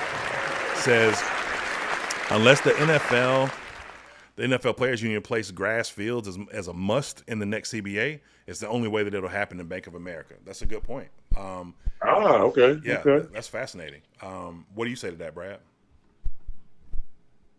Well, I mean, again, these teams are basically these owners, you know, little erector sets, and they get to build it and operate it how they want. You know what I mean?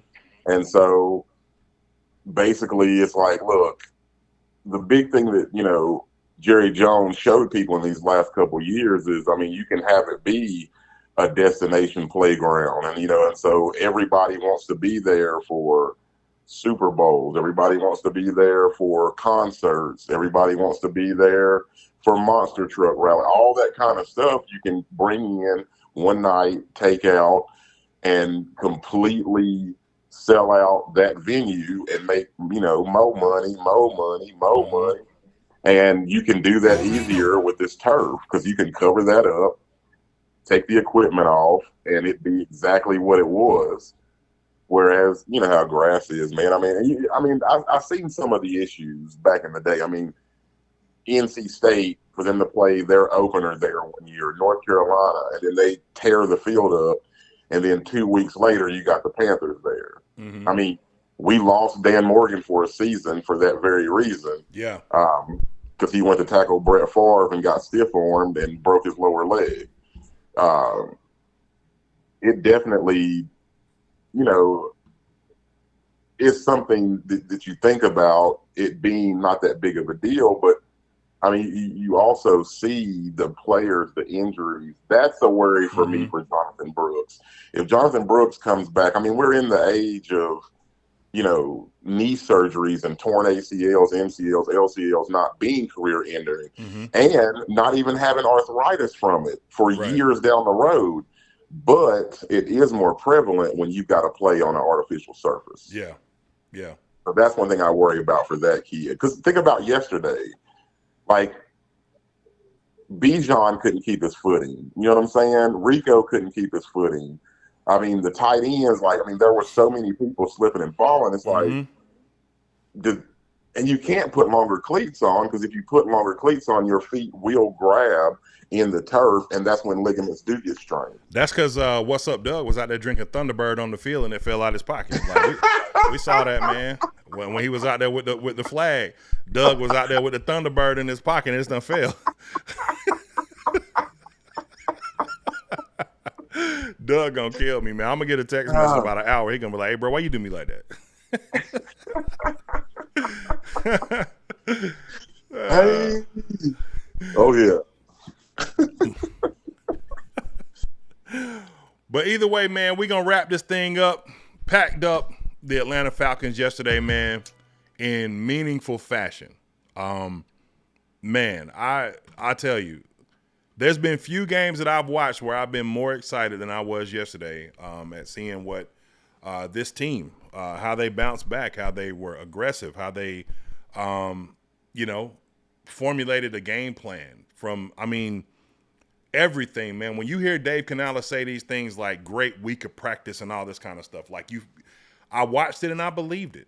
I believed every bit of it. I didn't think that, they walked away with anything left on the table. You obviously see things that you can improve on, but if this is a microcosm of how the rest of the season could potentially go, man, this is getting ready to get really, really, really interesting. So, Brad, I'll give you the last word. Take us out of here. Best complimentary football I've seen as with the Panthers team since the rout of the Detroit Lions in the end of the Steve Wilkes era. Matt Millen, Detroit Lions. I'll also say, what were you talking about yesterday? The bias was evident. Yeah. And you almost ruined everything with your terrible commentary. Horrible. More so than us being on ESPN and us being featured. I just want the Panthers to be good enough again to where we stop getting the ninth announcing team on Fox or CBS because, wow, that was terrible. I mean, when he started trying to incrementally talk about how the Falcons could come back down 27-0, and he was like, all right, just take that. Okay. Now, okay, take your crossing. They're in a zone. So let them run off the deep guys and take it underneath. And then he threw another pick. And I'm like, seriously, man, jump on our bandwagon for the rest of this telecast and just come on in for the big win, dude. It's over. Straight up. You know what I'm saying? And jump off the sack. Straight up. You know what I mean? Like, I don't understand it. It's the Falcons. It's not Detroit. Yeah. You know what I mean? And last but not least, Baker Mayfield, eat a whole bag of them. A whole bag. And we'll see you at the end of the season. And don't be talking about Steve Wilkes. Steve Wilkes is a saint. And he got a bad shake in Arizona and a bad shake here. Keep your mouth shut about Steve Wilkes. And you better hope that Mike Evans comes back, because you'll start looking like the Brock Purdy when he doesn't have 4 or 5 Pro Bowlers to get the ball to. Oh, you said Steve Wilkes. Dorothy Mantooth is a saint. You shut your whore mouth about Steve Wilkes. Oh, man. Oh, my gosh, man. Look, this has been another great edition of Mint Street Mondays. I'm going to take us out of here real quick. So we are 100% going to see the Atlanta Falcons again in just a little bit.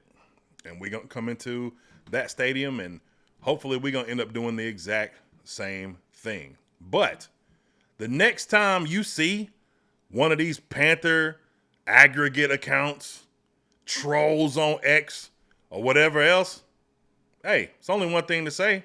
You can tell all these stats and how great your quarterback is and all this other kind of stuff. Hey, it's been one, y'all.